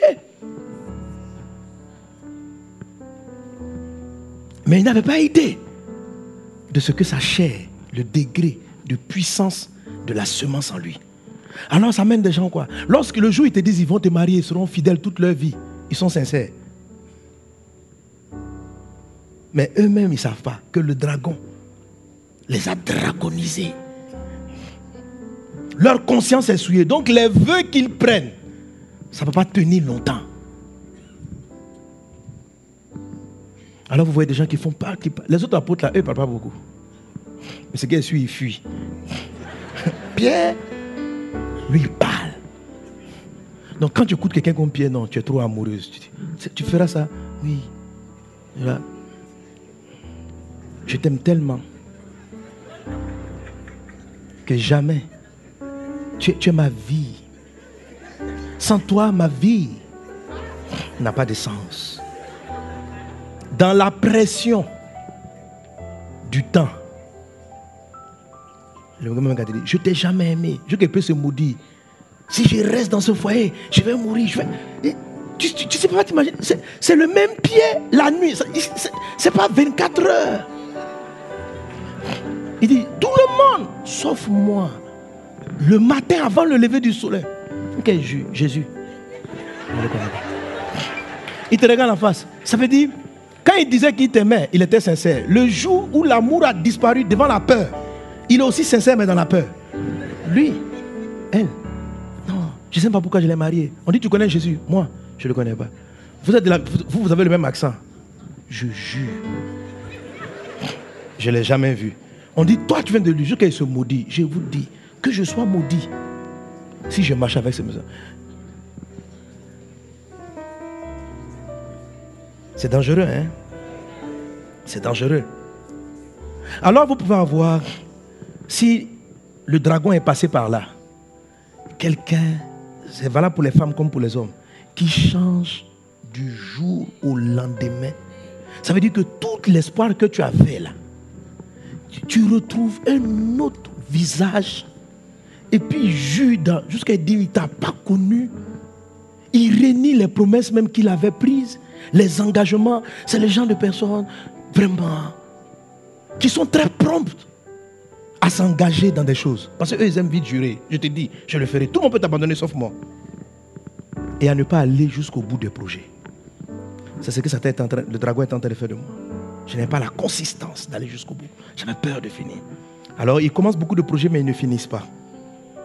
Ils ont beaucoup de problèmes avec le premier P du bonheur, le plan.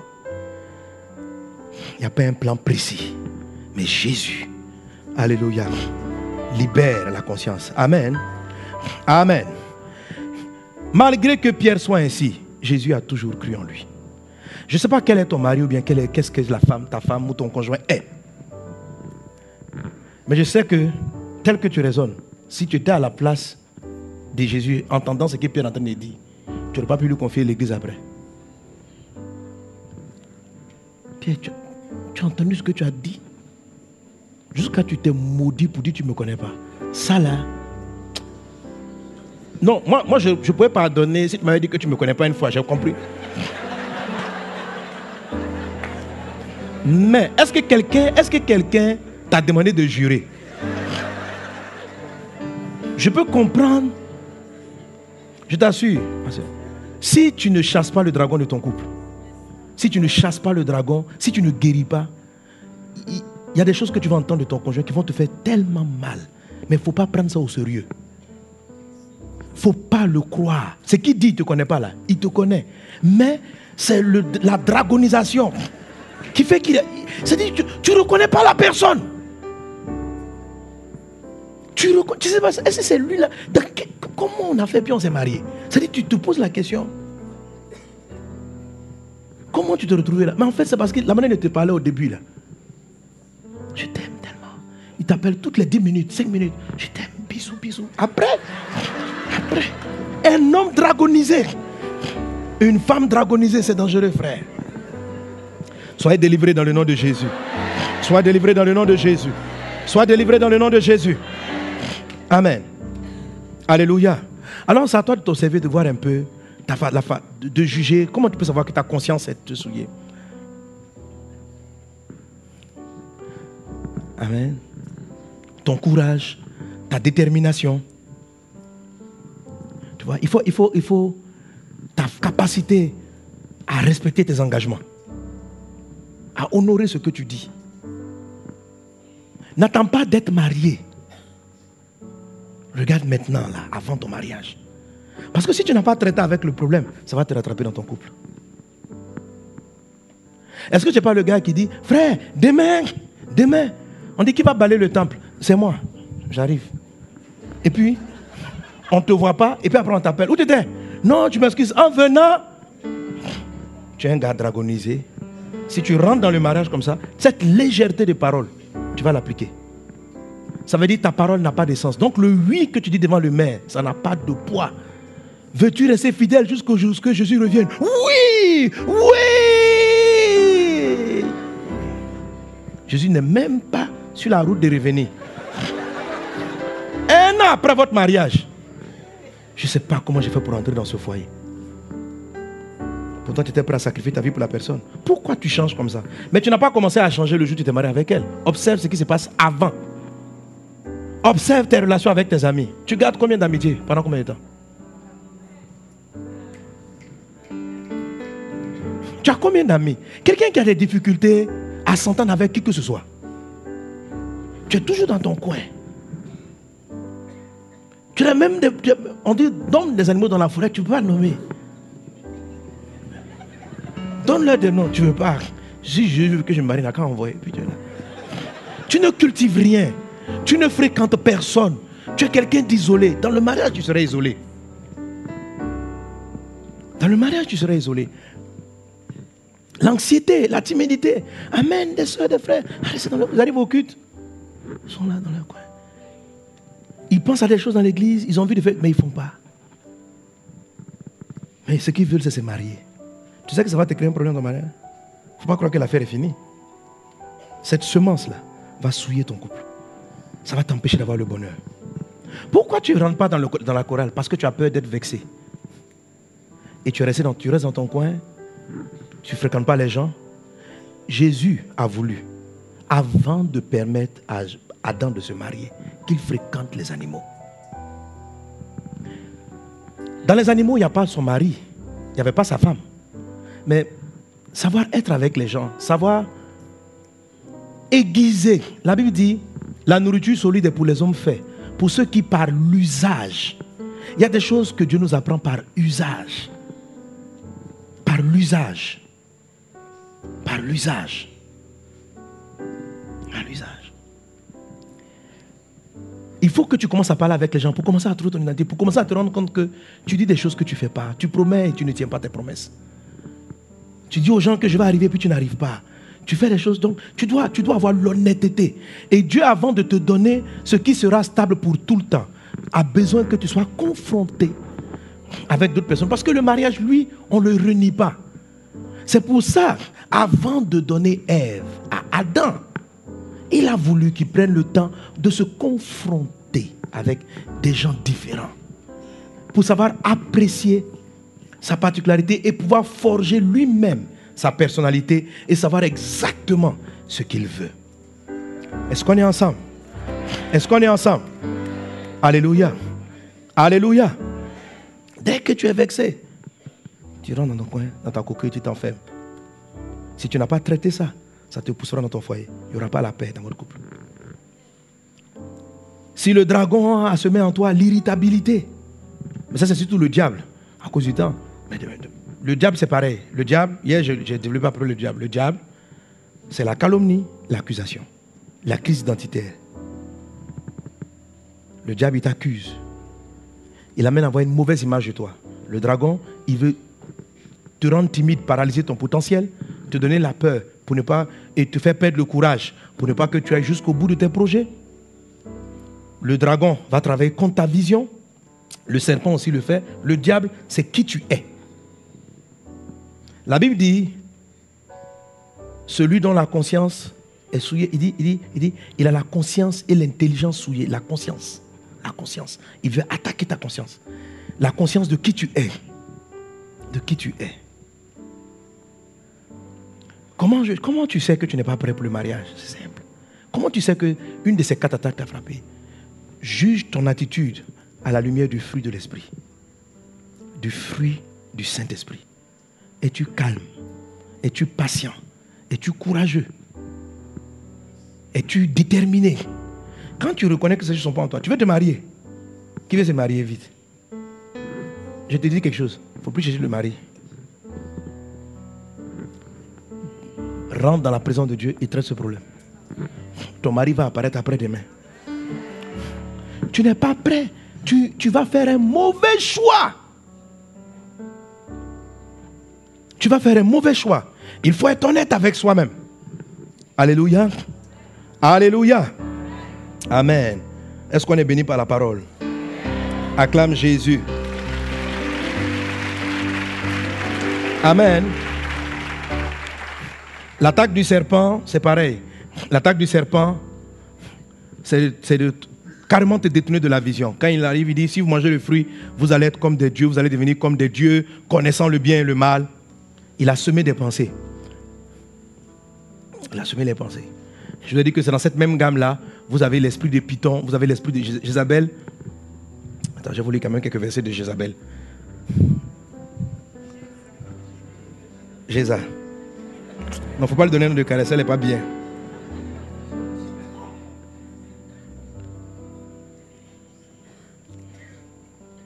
Bon.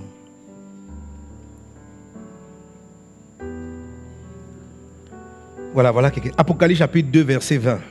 Il est dit, donc Jézabel est une personnage de l'Ancien Testament. Même dans Apocalypse, la Bible nous parle un peu de son influence. La Bible dit, Apocalypse 2, 20, ce que j'ai contre toi, c'est que tu laisses la femme Jézabel, qui se dit prophétesse, enseigner et séduire mes serviteurs, pour qu'ils se livrent à l'impudicité et qu'ils mangent des viandes sacrifiées aux idoles.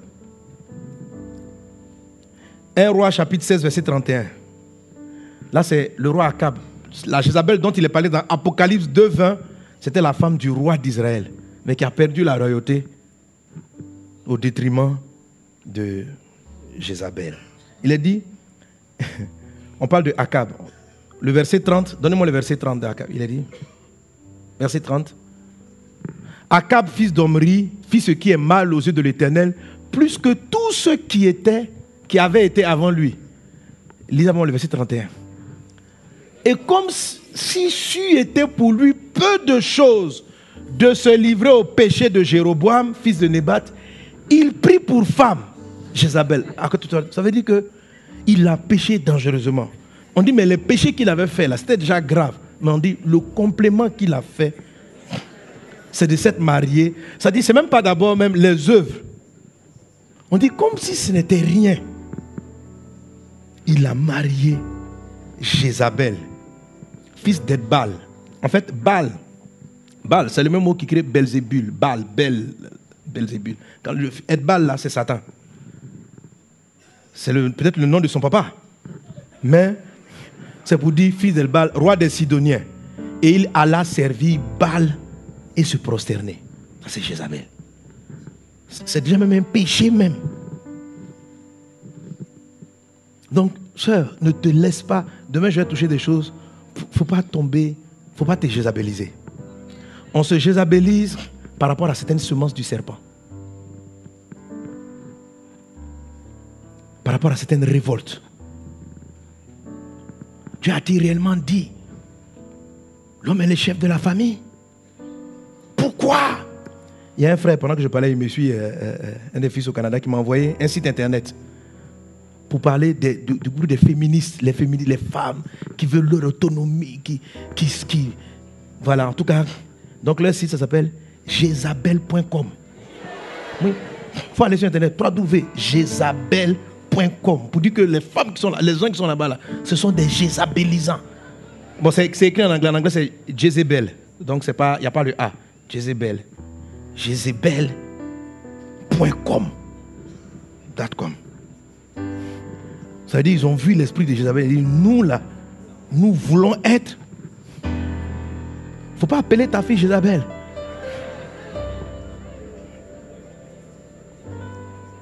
Un roi chapitre 18 verset 4. Jézabel est un esprit de python. Jézabel tue le prophétique dans ta vie. Elle tue la vision. Elle empêche un roi de régner. Un roi 18 verset 4. Et lorsque Jézabel extermina les prophètes de l'Éternel, Abdias prit 100 prophètes qu'il cacha 50 par 50 dans une caverne et il les avait nourris. Elle a exterminé la voix de Dieu, les prophètes. 1 roi 19:1, Akab rapporta à Jézabel tout ce qu'avait fait Élie et comment il avait tué par l'épée tous les prophètes. Jézabel envoyait un messager à Élie pour lui dire que les dieux me traitent dans toutes leurs rigueurs. Si demain, à cette heure, je ne fais pas de ta vie ce que tu as fait de la vie de chacun d'eux. Même quand Élie a entendu, il a fui. Jézabel. Jézabel. Pourtant, Élie, il ne faut pas jouer avec lui. Et lui, il y a des gens qui sont venus l'arrêter pour dire, Akab nous dit de venir t'attraper. Il dit, si je suis prophète de Dieu, le feu. Jézabel, l'esprit de Jézabel est un esprit de révolte contre les principes de Dieu. Jézabel n'est pas d'accord. Pourquoi l'homme est le chef de la famille? Parce que pour elle, en fait, Jézabel n'a pas compris ce que Jésus a voulu dire. Elle a l'impression que ce mot-là, que la Bible est en train de vouloir dire que l'homme doit abuser des femmes. L'homme et la femme sont égaux, disent les Saintes Écritures. Dans une équipe de football, il y a un capitaine et des joueurs. Est-ce que le capitaine est supérieur? Ça n'a rien à voir. Prendre un chef, Ça n'a rien à voir avec un être supérieur et un être inférieur. La Bible dit, dans le Seigneur, l'homme et la femme sont égaux. C'est juste une affaire de rôle, d'organisation. Dans toute entreprise, il faut un directeur. Mais ce n'est pas dit qu'il est supérieur aux gens. Tout ça, c'est une affaire d'organisation. C'est qui fait quoi dans l'équipe. C'est une équipe, l'homme et la femme. Mais à cause des abus, de la mauvaise interprétation de la parole de Dieu, les Jézabel sont là, sont venus. Jézabel refuse l'autorité. C'est elle l'autorité. Et une Jézabel, quand une femme arrive, donc généralement, elle va se révolter contre l'attitude, peut-être de son père, de sa mère. Elle va tomber sur des journaux. Des femmes ont été battues. Elle va regarder et au fur et à mesure, pendant qu'elle écoute ça, certains regardent ces informations en pleurant pour dire, Seigneur, il faut qu'on travaille pour la protection de la femme, etc. Avec un esprit qui n'est pas de la haine. Mais Jézabel entend très mal. Les hommes vont voir. Et elle prend une révolte. Jézabel, elle va vouloir, elle va aller, elle va faire des études pour ne même pas dépendre. Et elle va faire en sorte que tous les hommes dépendent d'elle. Soit à ses pieds, Jézabel. Souvent, le plus souvent, les Jézabel ne se marient pas. Ouais. Quand le joueur se marie, c'est pour pouvoir contrôler. Parce qu'elle ne peut pas être reine. Si elle a marié à Cam, c'est parce qu'elle ne peut pas être reine en Israël. Sans avoir épousé le roi. Donc elle a tout fait. En tout cas, pour que le monsieur là la prenne. Et elle est venue amener son règne à elle, en Israël. Et maintenant, elle a commandé le pays. Le monsieur vient, il pleure. Quand Naboth lui dit, je ne te donne pas mon champ, Akab est parti pleurer. Et Naboth dit, il ne me donne pas son champ. Elle dit, tu pleures à cause de quoi? Tu es roi ou tu n'es pas le roi? Attends. Elle a fait tuer Naboth. Elle contrôle. Et quand un mari lui-même, il était dragonisé dans la peur, dans la timidité, elle le maîtrise. Elle m'a dit, chérie, aujourd'hui, est-ce qu'on peut aller rendre visite? Rendre visite à qui? Rendre visite à qui? Tout le monde a peur d'entrer dans la maison. Où Jézabel est? Non. Elle-même, elle a ses prophètes. Ça veut dire elle contrôle.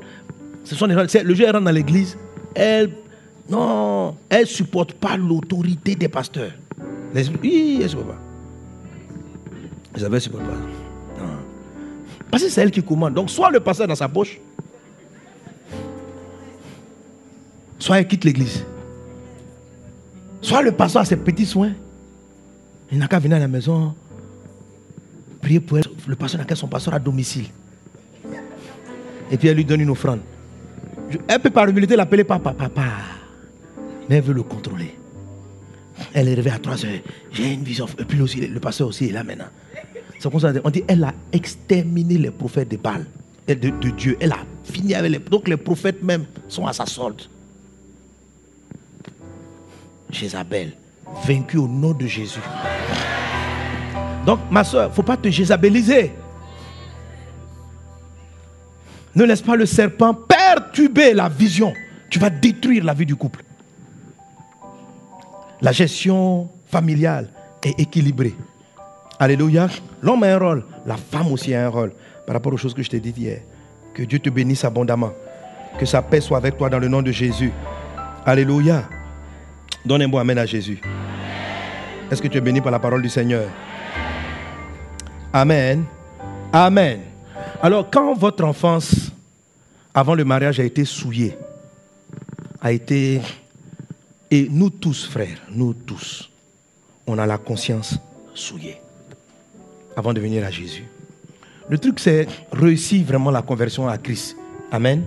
Je vais aller rapidement là-dessus à cause du temps, on a fini. Amen. Alors voilà ce que Jésus va dire à Pierre. En Luc 22, 32, il lui dit, mais j'ai prié pour toi, afin que ta foi ne défaille point. Et toi, quand tu seras converti, affermis tes frères. La première prière de Jésus, c'est afin que sa foi ne défaille pas. Ça veut dire que malgré qu'il ait fait ce qu'il n'aurait pas dû faire, il dit, Pierre, tu dois continuer de croire que c'est possible. Ma soeur, même si ton mari n'a plus de vision, même si la femme n'est pas, tu dois continuer de croire. Le miracle vient pas Parce qu'on croit. Il dit, j'ai prié pour toi afin que ta foi ne défaille pas. Il y a des fois, quand tu as fini de régner Jésus comme ça, tu as dit, non, c'est mieux, c'est même pas la peine, il faut que je reste pas. C'est pas la peine, il faut que je reste pas. C'est pas la peine. Ce que je fais là, c'est trop grave. Est-ce que Jésus peut m'accepter encore? Mais Pierre s'est relevé. Pierre s'est relevé. Je ne sais pas ce que tu vis dans ton foyer, mais il faut que tu crois. Jésus a cru en Pierre. Je sais que ce monsieur-là, il dit à gauche, il va à droite. La femme là, elle veut te jézabéliser à la maison. Mais crois en Dieu. Crois qu'elle a été victime de quelque chose et qu'elle peut et elle va changer. Toi-même crois que le sang de Christ est puissant. Amen. Et il dit ceci. Amen. J'ai prié pour toi afin que ta foi ne défaille pas. Et il dit, alléluia. Quand tu seras converti, affermis tes frères. La conversion, ça veut dire la transformation. Ce que Jésus est en train de dire, c'est que depuis là, Pierre marchait avec lui, mais n'était pas vraiment converti. Il n'avait pas eu vraiment le changement. Cet homme, cette femme qui est une lionne, une vipère, une quoi. Elle peut ne pas être ainsi. Tu dis non, pasteur, la manière dont il m'a parlé, un homme, après avoir dit qu'il ne me connaît pas, il a juré sur sa propre maman. Parce que ça, là, il va. Moi, j'ai vu des hommes, le monsieur dit, toi là, plus jamais. Il y a des femmes qui disent ça à leur mari. Plus jamais tu vas me toucher. C'est parce qu'aujourd'hui tu m'as touché, tu parles comme ça. Plus jamais. Jésus, tout ce que Pierre a dit là, Jésus ne s'est pas fié. Jésus a continué de croire en Pierre. C'est au même Pierre, il a dit, sur toi, je bâtirai mon église. Parce que lorsque quelqu'un est délivré, quelqu'un est guéri, il est transformé, il est différent. L'église a pu compter sur lui. C'est le même Pierre qui a régné Jésus, qui a été le premier à faire la plus grande évangélisation. Et 3000 personnes sont converties. Il n'a plus régné Jésus devant des gens. Peut-être que cet homme est comme ça aujourd'hui, cette femme est comme ça. Peut-être que toi-même tu es comme ça. Tu es stable, mais crois en Jésus. Ne reste pas dans l'état de dragon, de timide, de timoré. Au moment, reconnais que ce n'est pas normal. Répands-toi. Ne sois pas orgueilleux sur ta situation. Ne dis pas je suis comme ça, prenez-moi comme ça. Tu n'es pas comme ça. Dieu n'a pas créé de timide comme toi, la timidité. Tu ne peux pas dire bonjour. Tu ne peux pas expliquer. Toutes tes choses, tu les enfouis en toi. C'est un travail du dragon. Pourquoi tu ne parles pas? Qu'est-ce qui s'est passé dans ton enfance? Qu'est-ce que tu as vécu? Comment vous pouvez bâtir un couple si personne ne parle? Madame, dès que tu es vexé, tu rentres dans ta coquille. Ton mari n'a qu'à deviner à tout prix. Il n'a qu'à deviner à tout prix. Non, il faut que tu changes. Mais qui va te changer? Le Christ. Là, pour que Pierre s'est d'abord repenti. Il a pleuré. Il faut regretter ce que tu fais. Il faut reconnaître que mentir, faire des promesses n'est pas les tenir. Dis à ta femme, demain on va sortir, vous ne sortez pas. Dis à tes amis, il faut reconnaître que ce n'est pas normal. Arrête de t'excuser, de trouver que non, je n'ai pas fait ça parce que tu donnes des paroles, tu ne tiens pas. Tu fais... Mais arrête ça. Reconnais que Jésus n'est pas comme ça. Que ton oui soit oui, que ton non soit non. Tout ce qu'on ajoute vient du malin. Si tu dis des oui, ton oui devient non. Ton non, avant même ton mariage, tu es comme ça. Tu es instable intérieurement. Quelque chose s'est passé dans ton enfance. Quelque chose s'est passé dans ta vie qui fait que tu es quelqu'un d'inconstant. Et si tu es inconstant avant le mariage, tu le seras pendant le mariage. Et ça va polluer votre vie de couple. Alors, traite-le avant si tu n'es pas encore marié. Et si tu es déjà marié, ce n'est pas la peine de divorcer. Jésus était marié spirituellement à Pierre. Il a choisi comme apôtre. Jésus ne l'a pas régné. Jésus n'a même pas régné Judas. C'est Judas même qui s'est auto-régné. Amen.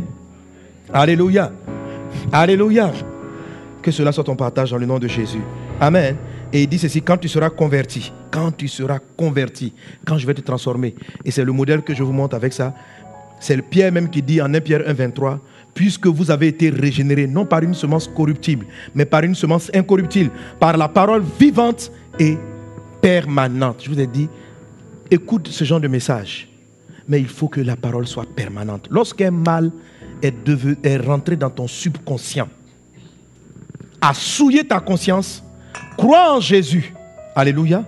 Mais la Bible dit, avoue, reconnais, parle. Par exemple, tu as été abusé. Prends ton conjoint puis parle. Parle. Quand tu vas commencer à parler, ça va sortir. Et tu seras délivré de ce cauchemar. Jésus même t'a pardonné, t'a purifié des souillures. Les hommes t'ont tellement trahi, tellement abusé de toi. Tellement abusé, pas forcément violé. Mais ils te promettent le mariage, après ils changent la vie. Ils te promettent. Aujourd'hui, tu n'as plus confiance en personne.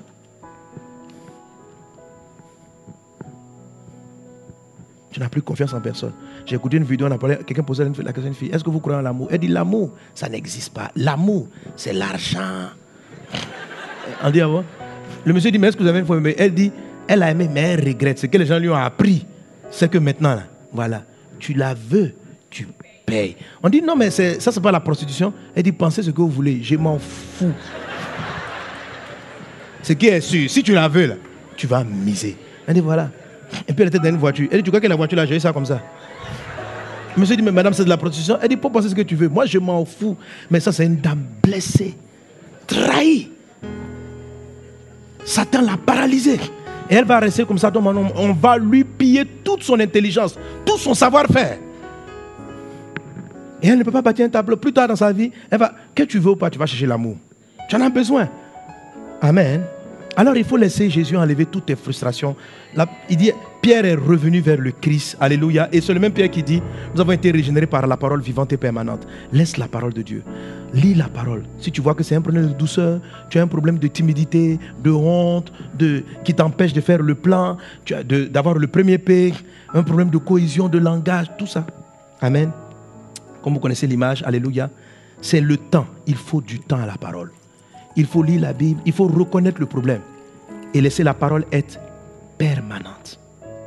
Amen.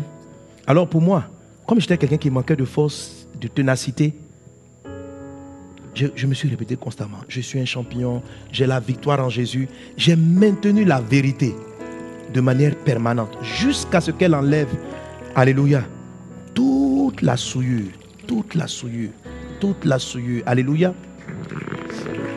Là, c'est pas bien encore parti. Amen. Oui. Et je vous assure, sur beaucoup de points, ça m'a pris du temps. Ça m'a pris du temps. Ça m'a pris du temps. J'avais des difficultés. Quelquefois même, je sens encore des réflexes en moi. Il m'est difficile de prendre une décision. C'est vrai que ça m'aide. D'un côté, ça m'aide à prendre beaucoup de temps de prier avant de faire des choix. Amen. À ne pas vite décider. D'un côté, c'est positif. Mais avant, c'était la peur. La peur de me tromper. Amen. J'ai laissé la parole de Dieu. Il dit qu'il me faut de l'assurance. L'apôtre Paul dit, prêche la parole avec assurance. Il me faut de l'assurance. Je ne manquais d'assurance. Et j'ai déclaré chaque fois en moi, j'ai de l'assurance, j'ai de l'assurance, j'ai de l'assurance, j'ai de l'assurance. Et c'est ce que Jésus a fait avec Pierre, lorsqu'il a retrouvé Pierre. Pierre l'avait renié 3 fois. C'est pas ça? Il dit, je ne le connais pas. Je ne le connais pas. Jésus est venu et puis il a posé 3 fois. Pierre, m'aimes-tu? Ça, c'est après le reniement. C'est après le reniement. Jésus le retrouve et lui dit, Pierre, m'aimes-tu? Il regarde, Seigneur, tu sais que je t'aime. Paie mes brebis. Pierre, m'aimes-tu? Donc, chacune des paroles venait effacer les jurons, les malédictions, tous les engagements, tout ce qu'il t'a dit de mauvais. Il ne faut pas croire. Jésus peut changer ça. Il t'a insulté, il a dit que tout ça, Jésus peut changer. Que lui là, tu ne vas jamais connaître son argent, tu vas connaître. Amen. La femme va te dire, moi là, tu vas. Tout ce qui parle, faut pas. Amen. Ne te fie pas à la chair. En bien, quand elle dit les bonnes choses, il ne faut pas avoir trop confiance aussi. Ça, c'est la chair qui parle. Aie une seule confiance dans la foi de ce que Dieu dit de cette personne. Amen. Amen. Demain, je toucherai des aspects qui vont nous aider dans le discernement. Alléluia. Des choses les meilleures. Amen. Amen. Ici, j'ai traité la manière dont les 4 attaquent, mais le principe, attaque un mariage avant. Alléluia. Pendant, j'en ai parlé hier. Demain, je vais essayer de sauter ça à cause du temps. Mais Dieu vous donne la sagesse. Hier, je vous ai dit, le diable qui calomnie ton conjoint devant toi. Il faut savoir une chose. Comment tu reconnais une semence de Satan? Quand Satan te parle.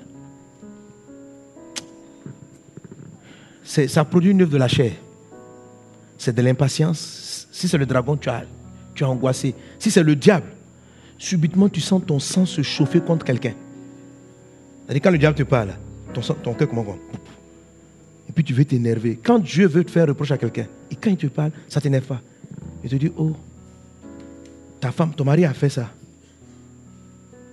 Et puis, mais c'est comme s'il te montrait comment tu vas l'aider. Oh, quand c'est le diable qui vient le calomnier et l'accuser, tu sais qu'il est parti dire ça à ta propre soeur, que c'est lui qui a raconté à ta soeur qu'à la maison, tu as fait ça. Il va dévoiler votre vie de couple dehors. Là, c'est le diable qui vient te raconter ça, le calomniateur. Il fait ça. Et puis, tu dis, ah bon. Tu dis, mais sinon, et puis lui-même, il parle dans ton esprit. Comment il a su? Et puis, toi seul, ton mari n'est pas arrivé, hein, ou bien ta femme est loin. Toi seul, ton corps commence à chauffer. Ah, c'est le diable. Il calomnie. Quand le temps que ton conjoint arrive, tu es gonflé à bloc. Maintenant, toi-même, pour te spiritualiser, tu dis, il faut que je me calme. Donc, quand il arrive, tu ne parles pas. Quand il veut rire un peu, chérie, quoi? Dans la maison là, tu as été diabolisé. Il faut faire attention. Amen. Dieu ne te parle, Dieu ne va pas te donner une parole pour créer des histoires. Donc, il faut apprendre à contrôler, à remarquer ça. Peut-être la première fois, ça ne va pas partir. Mais quand tu finis, reconnais que tu n'aurais pas dû parler comme ça. Même si tu as raison.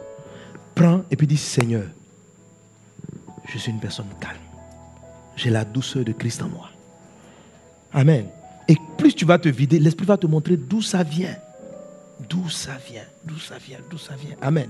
J'ai encore beaucoup de choses à vous dire, mais le Saint-Esprit vous enseignera toutes choses. Alléluia. Il t'enseignera toutes choses. Que la paix de Dieu soit dans ta famille. Que la paix de Dieu, alléluia, que la paix de Dieu soit ton partage. Amen, amen, amen. Au début, j'avais prévu même toucher les rapports conjugaux. Mais je ne sais pas si demain, j'allais pouvoir, demain peut-être j'ai dit un mot là-dessus. Mais la Bible dit, ne vous privez pas l'un de l'autre, de peur de donner accès au diable. Voilà. Ça dit qu'il faut avoir des rapports. Ta femme, ça dit que, je parlais des 4 attaques du diable, non? Parce qu'en fait, ça, c'est la partie qui concerne dans le foyer. Dans le foyer, amen. Voilà. Ah, quand je dis ce les gars disent on a le temps, ben. Là, les frères disent on a le temps. Non, sérieux. Non, les sœurs, sérieusement.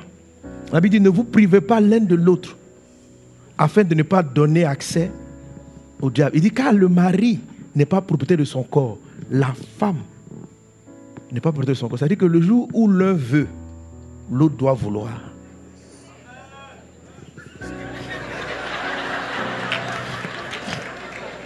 Tout le monde ne dit pas amen.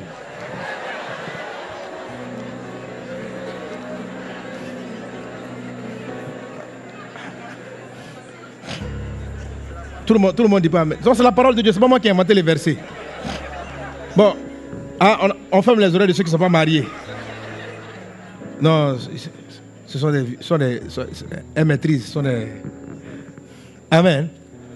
Voilà. Ah, il y a le dîner des couples. Donc, couple d'honneur vous dit au dîner, là, ils vont s'ouvrir. Non, sérieux. Quand on parle des 4 attaques du malin, ce que tu m'as dit dans le couple. Dans le couple. Tout ce que peut faire, le découragement, l'abattement, les relations intimes, c'est une force. C'est une puissance. Ça règle beaucoup de choses. Ça règle beaucoup de choses. Non, il faut pas. C'est très bien. Il ne faut pas jouer avec ça. Amen. Oui, il ne faut pas jouer avec ça. C'est très important. Les gars, quand je parle de donner le texte, la Bible dit, ne vous privez pas l'un de l'autre afin de ne pas donner.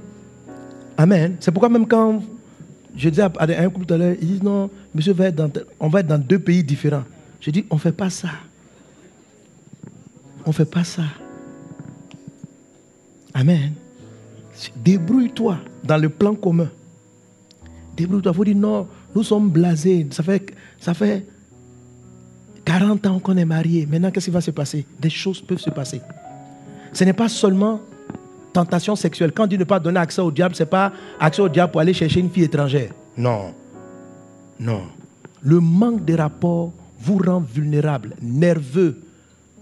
Comment dirais-je? Toutes les formes d'attaque peuvent être dans un couple si vous ne partagez pas votre intimité.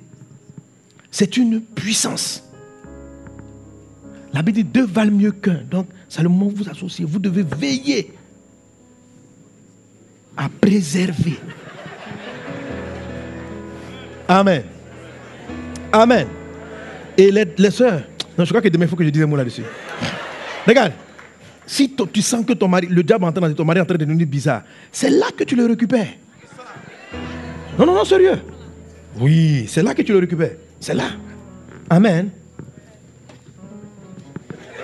Vous dormez bien. Quand tu as bien dormi, ou bien avant de bien dormir, il ne faut pas régler les palabres avant. Tu dors bien. Je t'assure, quand on dit son corps t'appartient, tu te mets sur le monsieur là, et puis tu sens qu'il commence à... Non. Il s'endort, tu mets la main sur lui, et puis tu prophétises. Tu as commencé à voir qu'il commence à regarder 2 ou 3 filles là. Tu places la main dans le sommeil. Son corps t'appartient. Tu dis, ce corps m'appartient. Je déclare. C'est ton propre corps. Alléluia. Je déclare. Oui. Tu déclares. Maintenant, si c'est un chrétien, tu es préservé. Tu sais que, en tant qu'un chrétien, mais par exemple, tu te maries, le gars n'est pas chrétien. Tu sais que, quel que soit l'endroit où il s'en va, tu peux l'empêcher de démarrer. Oui. Tu dis, je parle à mon corps. La Bible dit, son corps t'appartient. Toi aussi, tu lui appartiens. Donc, c'est ton corps. Je parle à mon corps. Tu ne t'attaches à personne d'autre, si ce n'est qu'à moi. Je parle à mon corps. Mais, alléluia. Donc, en ce moment-là, c'est pourquoi toi-même, tu dois bien consolider l'attachement. Tu dois bien consolider l'attachement. Maintenant, si toi-même, tu favorises un détachement, le monsieur veut te toucher, ça fait 1 mois. Ah, laisse-moi. Toi, donc, là, tu favorises le détachement. La Bible dit que celui qui va vers une prostituée devient, il s'attache. Chaque rapport intime attache. Chaque coupure. C'est pourquoi, pour qu'une femme arrache son mari, elle l'attache. Elle lui fait tout pour bien l'attacher. Il l'attache. Et au fur et à mesure qu'on l'attache, lui aussi, il se détache. Oh, c'est toi qui gérais au départ. Tu t'es laissé faire. Et c'est le diable qui est venu attaquer ton foyer. Déjà, il t'a mis en colère quand le monsieur arrive. Le diable a dit, tu as vu, il arrive. Regarde à quelle elle est rentrée. Ça, c'est parce qu'il est parti parler à sa secrétaire. C'est la secrétaire. Donc, quand tu arrives, si la secrétaire est en train de détacher ton mari, rattache-le, attache bien. C'est ce soir-là même. Tu maîtrises la situation. Amen. Parce que juste avant, pour éloigner ton mari, il va commencer par te dire, fais attention, sa secrétaire, quand elle arrive, dis-lui 3 mots. Et une colère a pour propre d'amener un homme à l'angle du toit. Ta colère ne résout pas. Voilà. Faut pas c'est la seule personne dans les démons là, qui traumatise un homme au point où il ne va pas bâtir, c'est Jézabel. Ben, Jézabel, tu ne peux pas la trahir. Hein? Amen. Mais ce n'est pas bien. Mais il y a des hommes qui la trahissent en cachette. Parce qu'il a peur même. Là, ça, c'est pas de l'amour, mais c'est de la peur. Il est traumatisé par toi. Ça, c'est pas ce que Dieu veut dans une relation. Mais c'est comme ça. La Bible dit de peur de laisser l'accès au diable. Et quand tu te détaches, vous n'avez pas de relation souvent, toutes sortes de pensées commencent à circuler. Et les détachements peuvent se prendre place. Alors les collaborateurs, les gens avec qui ils commencent à s'attacher émotionnellement vont commencer à prendre ta place. Amen. Voilà. Et tu dois... Et c'est important. Alléluia. Voilà. Comme il dit souvent, il ne faut pas avoir de relation. Genre, bon, ok, comme pasteur a dit. Tiens mon corps, voilà. Prends-moi. Non. Pourquoi tu dis prends-moi? Pourquoi tu dis prends-moi? Parce que tu as été diabolisé avant. Satan il a calomnié, ce qu'il fait, tu es tellement énervé, tu es tellement énervé que franchement, il ne t'attire même pas. Il ne t'attire pas. Oh, c'est le contraire. C'est-à-dire, si tu veux casser sa volonté, et demain, quand je parlais de malédiction, c'est-à-dire, il y a une façon différente d'avoir des désirs vis-à-vis de son mari. Les désirs qui sont nés de la malédiction ne sont pas les bons. Et beaucoup d'épouses fonctionnent avec ça vis-à-vis de leur mari. C'est-à-dire, tes désirs se porteront vers ton mari, mais lui dominera sur toi. Ce n'est pas la bonne forme de relation. Mais pourtant, en fait, jusqu'à ce que Jésus éclaire mon esprit, moi j'ai toujours pensé que c'était la forme légitime. Mais elle est fausse. Et c'est ce qui fatigue énormément les couples. C'est ce qui fait que tu es dans un état, tu es susceptible, tu es vexé, tu ne supportes plus la personne, tu lui parles mal, il arrive à la maison, lui aussi il est froissé de ton attitude. C'est à cause des conséquences de la malédiction. Il y a un autre type d'amour, qui est l'amour qui naît de la vraie bénédiction que vous devez avoir. Ce n'est pas tes désirs se porteront vers ton mari et domineront sur toi. Ça, ce n'est pas la bonne voie. Parce que cette voie-là, elle va toujours favoriser les palabres, la frustration. Parce que comme il domine sur toi, tu te sens blessé. Donc, tu es obligé d'utiliser tes armes pour lui montrer que tu es blessé. Donc, refus d'avoir des rapports, tu ne lui parles plus, tu le boudes. En fait, tu te venges à ta manière parce qu'il a le pouvoir. Mais ce n'est pas la bonne route, en fait. Il faut sortir de ce quartier-là et puis utiliser une autre technique. Amen. Demain, on va apprendre la technique. Que Dieu vous bénisse abondamment. Que la paix du Seigneur soit avec toi. Que Dieu bénisse ton foyer. Que la faveur divine soit avec toi. Amen. Que ton futur mariage soit béni dans le nom de Jésus. Que ce que Dieu veut guérir dans ton cœur, qu'il le guérisse dans le nom de Jésus. Que ce qu'il veut rétablir, qu'il le rétablisse dans le nom de Jésus. Qu'il le rétablisse dans le nom de Jésus. Qu'il le rétablisse dans le nom de Jésus. Qu'il en soit ainsi au nom de Jésus. Quelqu'un dit Amen. Amen. Avant de partir, on va faire les offrandes. Mais demain, on vous demande spécialement on va prendre un peu plus de temps.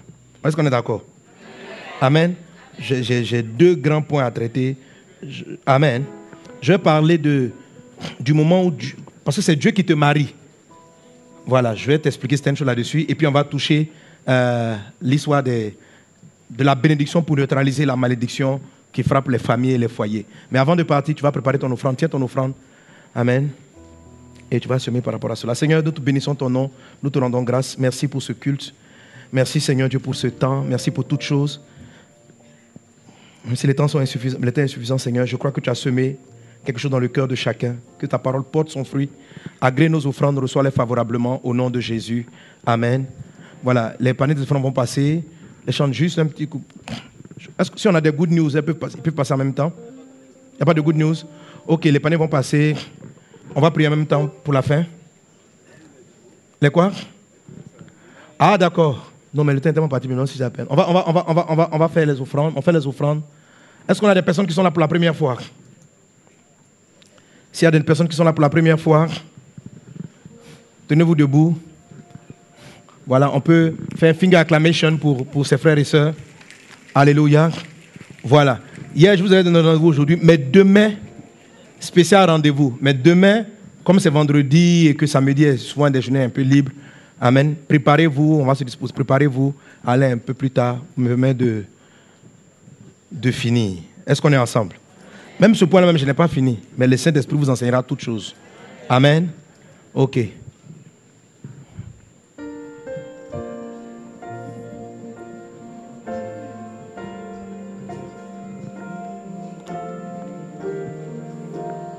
Alléluia.